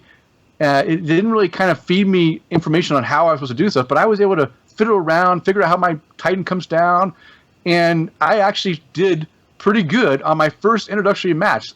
And for me, that says a lot that, for one thing, this game is not over the heads of anyone. Anyone can step in and play this game and feel like they can play a multi-person shooter. Yep. And that's what I liked about it. And so now a game that, and they're supposed to have a single player in this Titanfall 2 too. I don't know if it's going to go the way of the Call of Duty where it's very short or what, but if this game, turns out the way I think it might, I might pick this up. Not pre-order. I'm not going to pre-order it, but I might look into it when it goes down to $40 and pick it up myself to play with my friends online and to do the single player for sure. Because they have that Call of Duty pedigree, the controls are exactly like Call of Duty, so yeah, it's just like riding a bike. You get in there, you know what to do. But there was just a lot of stuff on the screen, like in Bounty, yeah, the banks and stuff. And then I was picking up these green like power things, and I wasn't really sure what that was. Yeah. So I was just trying to get my feet wet, but I did think it ran very smooth. They said the code for this has been locked off on the branch since June, so they've been polishing it since then. And I think they might have had an update or two just for the server side stuff. But as far as the code for the game, it's been locked down a while just for the technical test. So it's something they've been working on, and it showed. Jay, what about you? Pretty close to pre-ordering it. I'm enjoying playing. I played with Jagu. She invited me in to play, and I'm really enjoying it. Although the only thing that does concern me is they don't have the cards anymore, which is nice because that was kind of a pain in the ass. But I am enjoying the fact that there is some upgrades, but I'm wondering how in-depth they get because every time I finish a map, I sit there for like 3 minutes just popping upgrades. Have you guys noticed that stuff? Not yet, but I've only played maybe 3 or 4 matches. Yeah, I played quite a bit Friday night. I probably played 2, maybe 3 hours on Friday night, and then I played about an hour tonight. So, and I did notice that the update that they made to the game in Bounty was they made it so that it was easier to get your Titan because Friday night playing, it's like it took forever to get your Titan. So, and I am enjoying how it seems like it's a little more balanced than 1 was with trying to kill Titans with your weapons. If you work together with another person in your team, especially if you have the what do they call them? The amped weapons.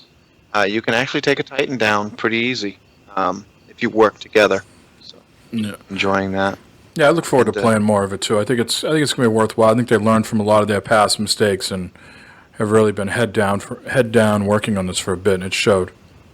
Yeah. I will say that it impressed me that, I mean, they say through the whole thing, hey, this is just early code, whatever. It's not final. Whatever. I'm telling you, it looked pretty good. Maybe they can step up the visuals maybe a little bit and make it better. But as far as the gameplay, man, it ran like really, really well for as much stuff going on. It had no stutters at all.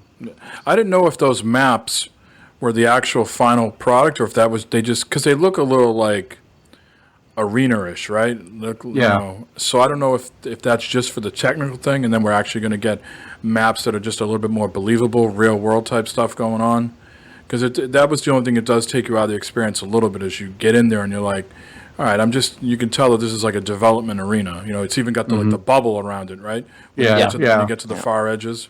Yeah, and they use the storyline, at least in the beginning, the first one, that that keeps the creatures out, and that's why you have that bubble.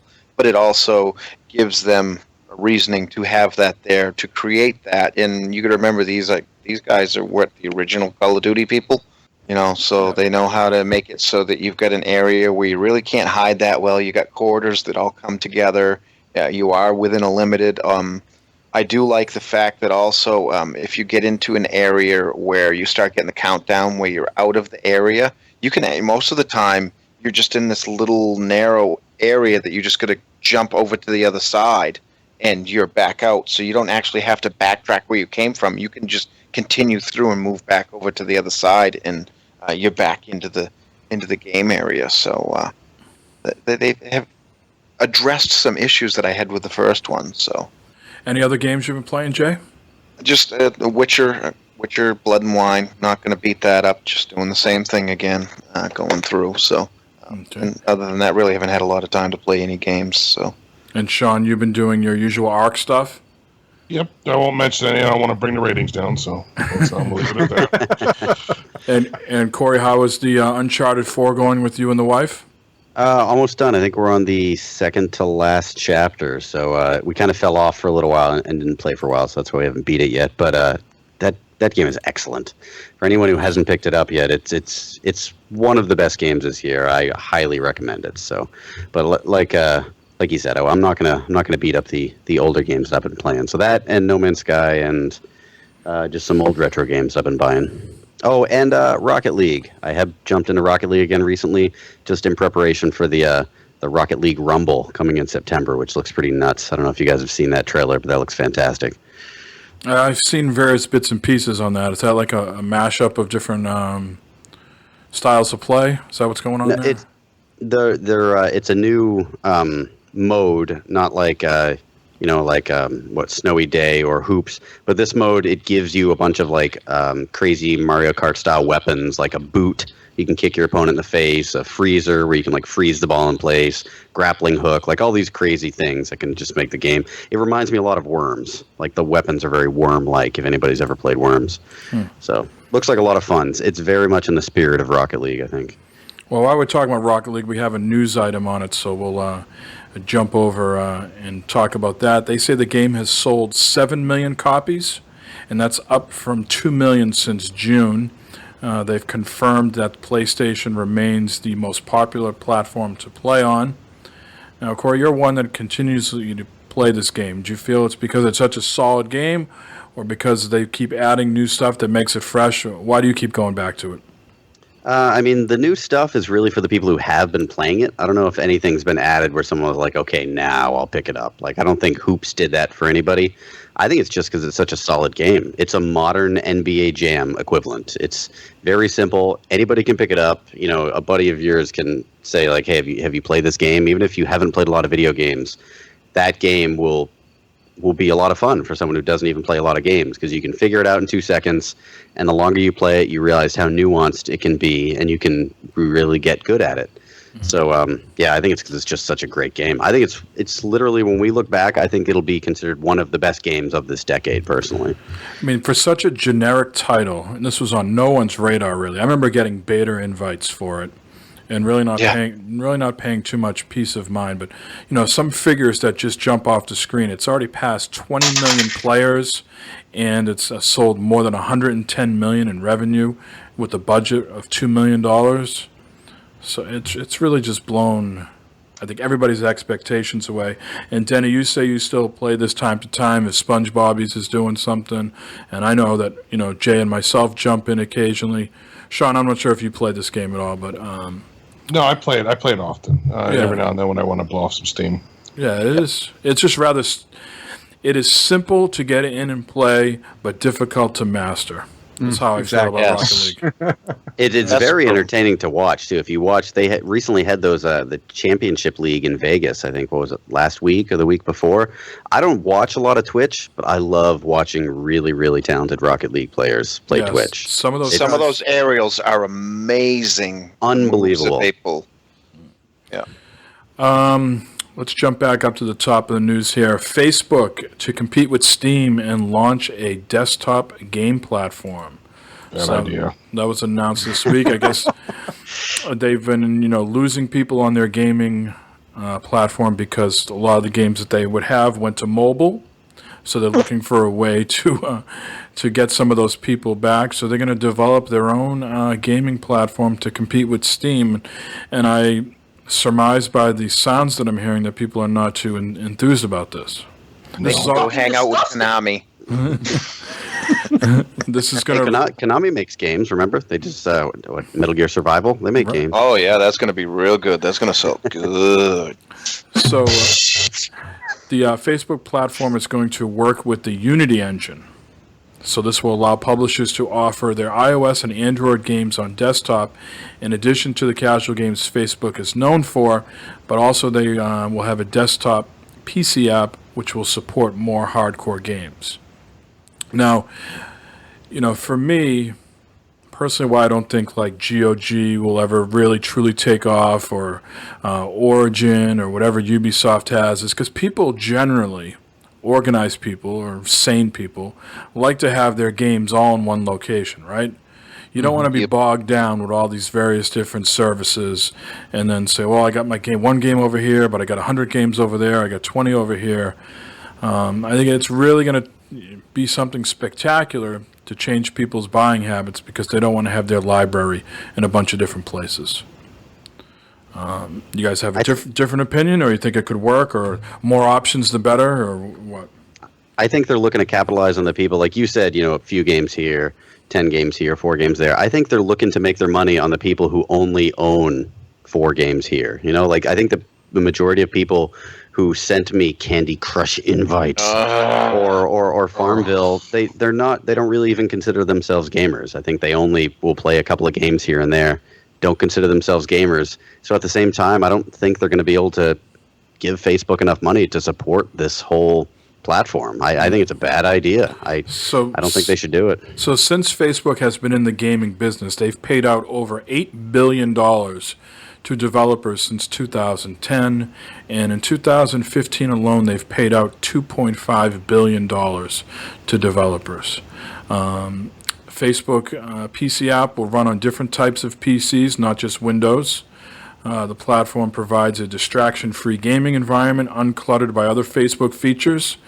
It will support the traditional casual Facebook games like we talked about, and as well as the more immersive hardcore games that you would typically see on Steam. So again, how many different places can I buy The Witcher 3, right? I mean, now it's going to be on Facebook as well.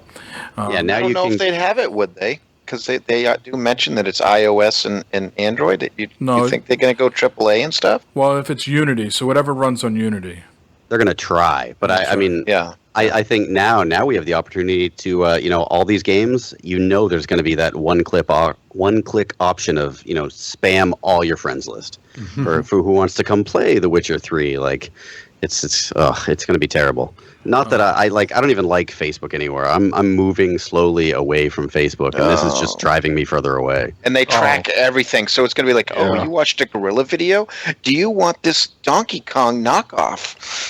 Yeah, I was just going to say that, Jay. they're gonna want it. They're gonna have all your information. They're gonna be posting stuff on your feed. Screw that. So this what we're talking about right now, I think, is incorporated in this clever little sentence here. It will offer discoverability so gamers can find titles to play. Discoverability. Exactly. And then Discoverability. That's a genius marketing term for some horrible bullshit. And then lastly, it says Facebook will provide a revenue split for game publishers. It's unclear if it will deviate from the industry standard 30% that it used in the past. So they're battling for money. Steam, iOS, and Android. Everybody wants a piece of that pie. Gaming is huge for sure. Even though I'm shitting on it, if they offered me the chance to, invest in this, I would jump in it, because all the casual gamers that have played like the Farmvilles and the Candy Crush, within the Facebook, that I can see it doing well. If to get those people involved. But if they're going for the gamers like us and trying to go, something along the lines of Steam or Uplay and stuff, I don't see them making it. Well, I got to ask you and Denny a question, because you guys are more of the frugal variety, and maybe you don't care that your library is, split up. So let's say Facebook comes along and we're just going to pick a game. Witcher 3 isn't Unity, but let's just say it is for the sake of the argument, and it's $59 on Steam, $49 on GOG. But you know what? We're launching the Facebook app, an introductory price to you, Denny. We'll give you $25 for the Game of Year edition of Witcher 3. Are you, because the price is so low, are you more apt to buy it on this platform, maybe where all your other games are not? For me, I'm the bad person to ask, because I just joined Facebook a few months ago just to help the publicize the podcast, right? I want to make sure, everyone kept telling me, oh, you got to be on Facebook so the podcast gets more viewers, blah, blah, blah. So I finally caved in and joined Facebook. So for me, I don't know how to use Facebook as it is, so I don't think I want to throw a gaming thing into it. Well, it doesn't sound like it's really going to be Facebook related as far as you got to log into Facebook and post about it. It's going to be an app. It's going to be like, you launch Steam, but it's just going to be branded with Facebook. But like Corey and everybody else just said, it's probably going to do some stuff to your Facebook account, and it's going to pop up and say, hey, we know you played this game, blah, blah, blah. But if it's just an app that you're logging into, and the game is 25 to 75% cheaper than what it is in other places, do you not care? Do you not care if your library's not all in one spot? If it's $25, I'm going to play it there because that's cheaper. Sorry, go ahead. I was going to say, I like my library on the PS4, so if they have the app on the PS4 that gives me cheap games, I'll be okay. All right. Are all these games going to be playable via mobile? Because like 90% of Facebook users on a daily basis are accessing it via mobile. When I sit in front of my computer, maybe I'll check Facebook when I'm trying to kill some time, but most of the time if I check Facebook, it's like when I'm on the can. So like, I don't know. Like they're going for they're going to continue doing whatever they do now for mobile, but this is more of a desktop solution. Good luck, Facebook. Well, they certainly got the money. I wouldn't do it. I wouldn't. If I was going to save the money, I still wouldn't go over just unknown. It's the unknown, Well, let's Exactly. circle back real quick to No Man's Sky, if that's possible. Yes, please. Sean Murray has backtracked a little bit about the no paid DLC statement. I think he had his intentions in the right place, but oftentimes when you say things and then you actually sit down and go and try to plan, like, hey, I want to bring space stations now, or I want to do all these other things that people are asking for. Well, time is money, and I just can't give that stuff away for free. So now he's saying, not everything will be free. How do you guys feel about that? I wouldn't hold it against him because I think he's very passionate about what he does and he wants to offer it for free. But realistically, you can't keep supporting a game for free. He needs to eat. The members of his studio need to pay their bills. So I get it. And I assume probably someone from marketing took him aside and was like, Sean, we can't do this for free. Yeah. So his original statement is, you've paid for the game, so you should get this stuff without paying even more money. So no, there will be no paid DLC, just patches. The other day when he spoke to the Daily Star, he said, perhaps naive. when he ruled out DLC completely, adding that it could happen. Maybe in the future there's some reason why we just couldn't possibly afford to do a certain feature without charging for it. Yeah, It's valid. It's better than sponsored content. I don't want to find like the Geico space station. yeah, I agree.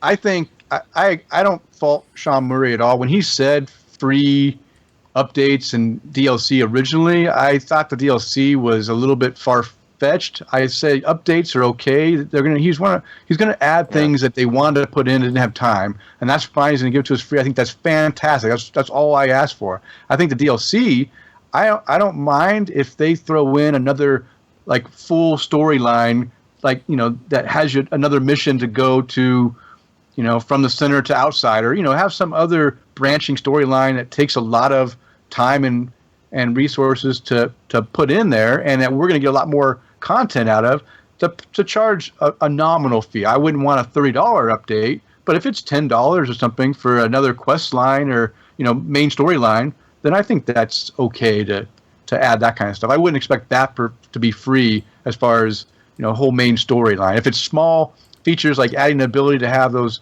quests that I was talking about, like small little things to help you find the animals and stuff, I'm okay with that for being free, hopefully. Mm-hmm. Yeah, I'll do it when they do the complete edition, and I'll pick up everything.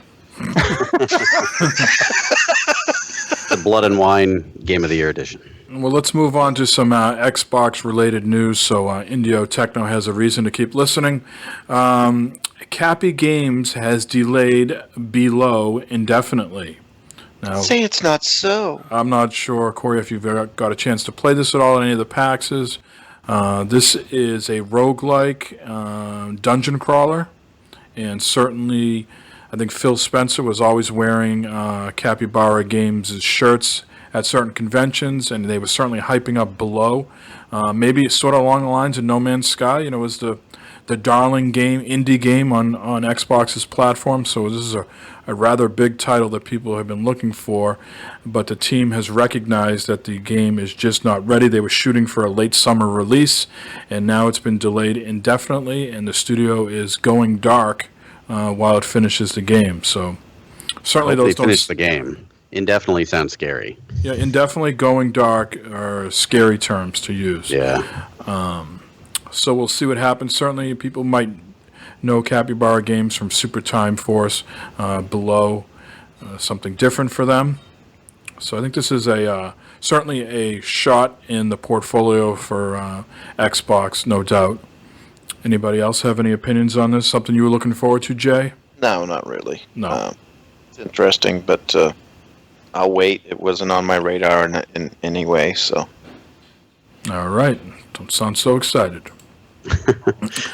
And the last bit of news here, this is just sort of, I guess, a tease for next episode, maybe when we'll know what the actual Games with Gold and PS Plus games will be. But Earthlock Festival of Magic was announced on Xbox Wire, is coming to September's Games with Gold. This has been in production for the past 4 years. And let's see, this is a westernized turn-based RPG, which in subtle ways reveal its Scandinavian origins. So, turn-based always seems to turn me off, so I'm not sure if I'll be picking this up. Oh. But just wanted to give people a heads up that will be one of the games in September that will be free. And I think we've beat up the news pretty good this week, guys, so let's jump into the plugs and shout-outs. And Denny, why don't we have you go first? Tell people about Tap the Craft and what's going on there and how soon or the frequency at which the podcast comes out. All right, I will do. First off, though, I just want to thank you guys for allowing me to come on and talk about No Man's Sky and just hang out and drink beer with you guys. Thank you guys for the hospitality. And Thank you. Yeah, no problem. And as far as Tap the Craft is a beer educational podcast. It's hosted by myself and my buddy John, and we are easygoing, easy-talking guys. We don't want to talk up high to people. We want to teach people about craft beer in general and bring them into craft beer. If those people are kind of out there on the edge, they don't know if they really want to try craft beer. They hear it's too complicated because of all these elitists out there that talk all this beer speak. Well, that's not us. We're not the beer speak kind of people. We'll talk to speak, but we'll explain to you what it is. And we just want to introduce people to craft beer and help people along in their craft beer journey. And that's what we do. Our show comes out every 2 weeks. We just got done recording our 54th episode. So we went over 2 years a couple weeks ago, or a month ago now. And we're on our third season. And we haven't missed a Thursday release yet. We've had a show every 2 weeks for 2 years now. And that's about it. It's easy going and fun. And you're part of the Open Forum Radio, correct? We are. I was just going to say that I almost forgot to do a plug for Open Forum Radio Network, which is a fantastic network, a lot of great podcasts, and they host it on us. We're featured on their main podcast page on openforumradio.com. And so go check them out. Check out the great podcast. You already know about the 40cast because, the 40cast is what Mike's on. And Gamers in Beta, are you guys part of the Open Forum Radio yet? No, we are indies. We are independent. You're indies? Okay, all right. I'm not beholden to anybody, but that doesn't mean I can't be bought, Larry. Support, don't join. Tell us about the beard situation going on here. I noticed something you and the Fluxtapose guys, and I've been growing a beard since I can't find a job to save my life. I just decided to grow this beard out and just keep growing it until I get a job that I really want. So, tell me what's going on there. Is he trying to catch up to you on the beard length? What's the deal? Okay, so I grow a beard, and it grows long every so often. I'll shave it, and like last couple summers, I've shaved completely, bare face, and then I just grow it back in the wintertime. I just like having a big beard, and Mr. Jason Lacey from the Flexipose podcast, about 2 years ago, he went on his yeared journey where he grew a beard for 1 year straight, and it looked pretty good. Now he's got red hair and a red beard, and he's a younger guy. I'm an older guy. I'm not a young spring chicken. I'm an older guy, and so my hair's got some silver in it, I'll say. And in fact, my beard has a skunk line right down the middle of it. So I've got this big gray skunk line. But for me, this year, I decided I was going to grow mine out for a year. So last September, I started, and I'm getting ready to finish my 1 year. It'll carry on past a year because it's wintertime, so I got to have a beard for winter. I got to keep my face warm. And it's grown out pretty nice. And it's about, if I were to measure from my lip down to the furthest part on my chin, it's probably right around 7.5 inches at that point. Yeah. The ladies like it. They like it long like that, long and thick. So, but yeah,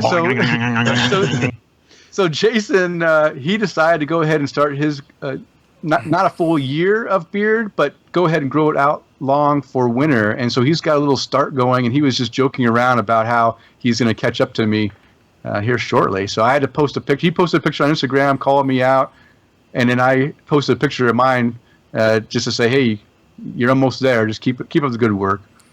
Now, do you do any sort of maintenance with it at all? I used to not do any maintenance. I used to do my own maintenance, which was a mistake. That ends up cutting your beard off short because you just jacked it up. But we now have a barber shop that does a very, very good beard trim. And so once a month, I go in and I get them professionally trim this sucker up so it looks awesome. Nice. And holy smokes. Yeah, I got to look good for ladies. That's a big barber shops have made a huge comeback as far as revenue and business. It's a huge enterprise now. I mean, I'm 40, so some of you guys maybe just a little older than me.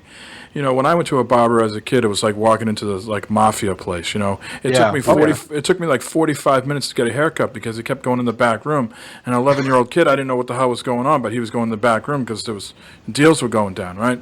But now you go into these, barbershops and everything's, professional. The hot towels. Yeah, You tell them what you want. You know exactly what you're speaking of. You're not like pulling pictures out of a magazine and the guy does, he's like 80 years old and has no sense of fashion. And these guys are all, I don't want to use the word hipsters because some of them are, some of them aren't. But it is a much more enjoyable experience than when I was a kid going to a barbershop. Oh yeah, much better. In fact, I've got a pretty good relationship with my barber that, now when I come in and get my beard trimmed, we have a conversation as he's trimming. It's like it's a personal conversation, not just small talk. He actually asks about my wife's health, and we talk about how his kids are doing, and I mean we actually have a relationship, and I look forward to actually going in there every 4 weeks and sitting down for a half hour and having him trim up and finding out how his life is going, and he finds out how my life's going. So it's pretty fun, and I do use a little product in my beard. If you have a big beard, you can't just let it go wild. I mean, it goes wild. So I do put a little bit of beard balm in there just to keep the scragglies from going. Because I told you I have gray hair. Gray hair is not manageable. You can't keep those in without a little bit of balm. I'm trying to say you get the kinky gray hairs. Yeah, it's kinky. Yeah, I got that whatchamacallit, I got the beard balm too from the whatchamacallits, the Amish This is the one, plug right? section, Amish, guys. Amish. Come on. Yep. And I have This is the new beard segment. I have a lot more gray than you, and I'm younger than you. But my sides and chin are all white. It's unbelievable. Anyways, anything else, Denny? No, that was it. I just wanted to thank you guys again. All right. Jay? I'm going to plug that I need some of that Amish beard oil because I'm actually been growing my goatee out for a while, and I think I'm out to about 3/4 of an inch now. That's not what the ladies want. It might be short, but it is wide. Hung like a tuna can.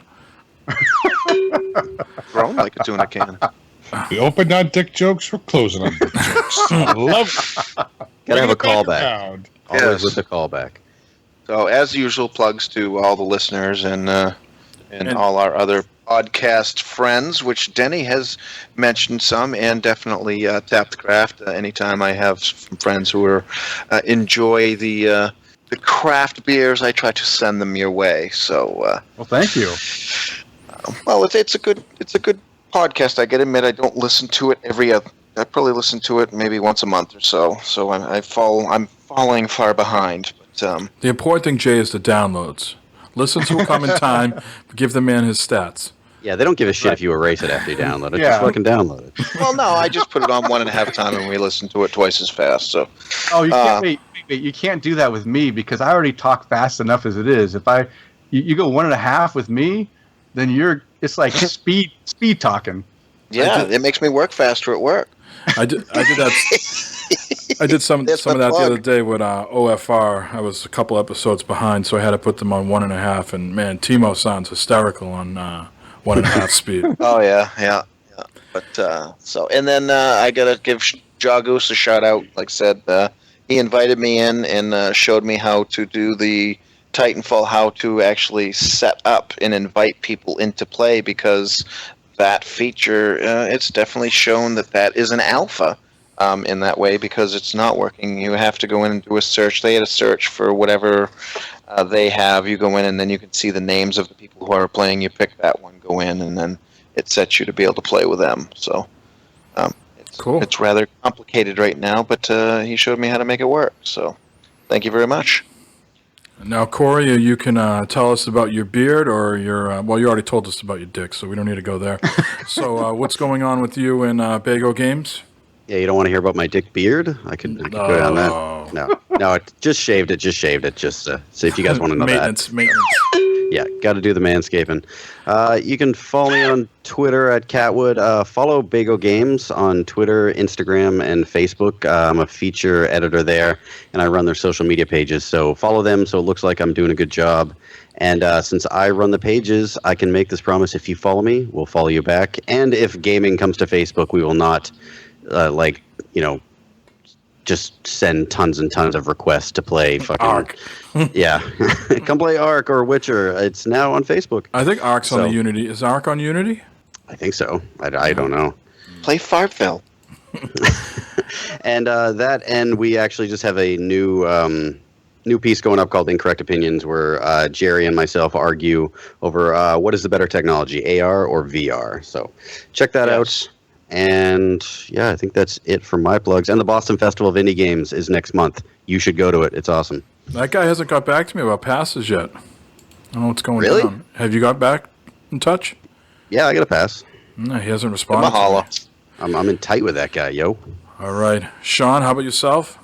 Just a shout out to you guys, as usual, and a shout out to the Rated Arc podcast, which I was on 2 weeks ago. I could probably talk about Arc and not have to lose viewers, because there's people that actually listen to the podcast for Arc news. So, and a shout out to Alex. I'm sorry, Mr. Sky's on. I will not make that mistake again. All right. Will. And shout out to all you guys, all the listeners. Certainly, if you are listening and enjoy our conversation, please give us reviews wherever you listen. That helps our self-esteem. And if you don't listen, just continue to download, because that helps my self-esteem as well. And use the Wave app. We like being able to play you guys off the soundboard here. That's fun. Yes, it is. You can also buy shirts, and you can follow us at Gamers in Beta. I think I put a lot of news out last week. I'll keep trying to do that, keep you guys informed. But as usual, thanks for listening. And Jay, why don't you take us on out? Until next time, same beta channel, probably a little less No Man's Sky talk, and probably a lot less beer talk, but we will tell you what we've been drinking. See ya! Big penis. I can't believe it. The way you look sometimes, like a trampled flag on a city street. Oh yeah. And I don't want it. The things you're offering me. Symbolized barcode, quick ID. Oh yeah. 'Cause I'm a 21st century digital boy. I don't know how to live, but I got a lot of toys. My daddy's a lazy middle class intellectual. My mommy's on Valium, so ineffectual. Ain't life a mystery? Yeah.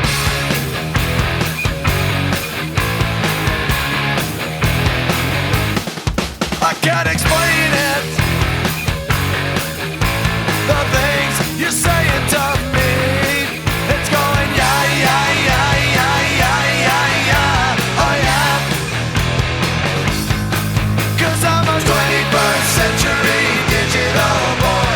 I don't know how to read, but I got a lot of toys. My daddy's a lazy middle class intellectual. My mommy's on Valium, so ineffectual. Ain't life a mystery? I'm trying to tell you about no control, but now I really don't know. And then you told me how bad you had to suffer. Well, I got another game to play on Sunday night, if you catch my drift, so I need to go and prepare for that. You gotta press the flesh. Oh, you have The to. salami? I think he's going to jerk Are we back off. to the chub? Are we back to the chub and cheese again? Yeah, I put away the soundboard. I can't do the boner noise anymore.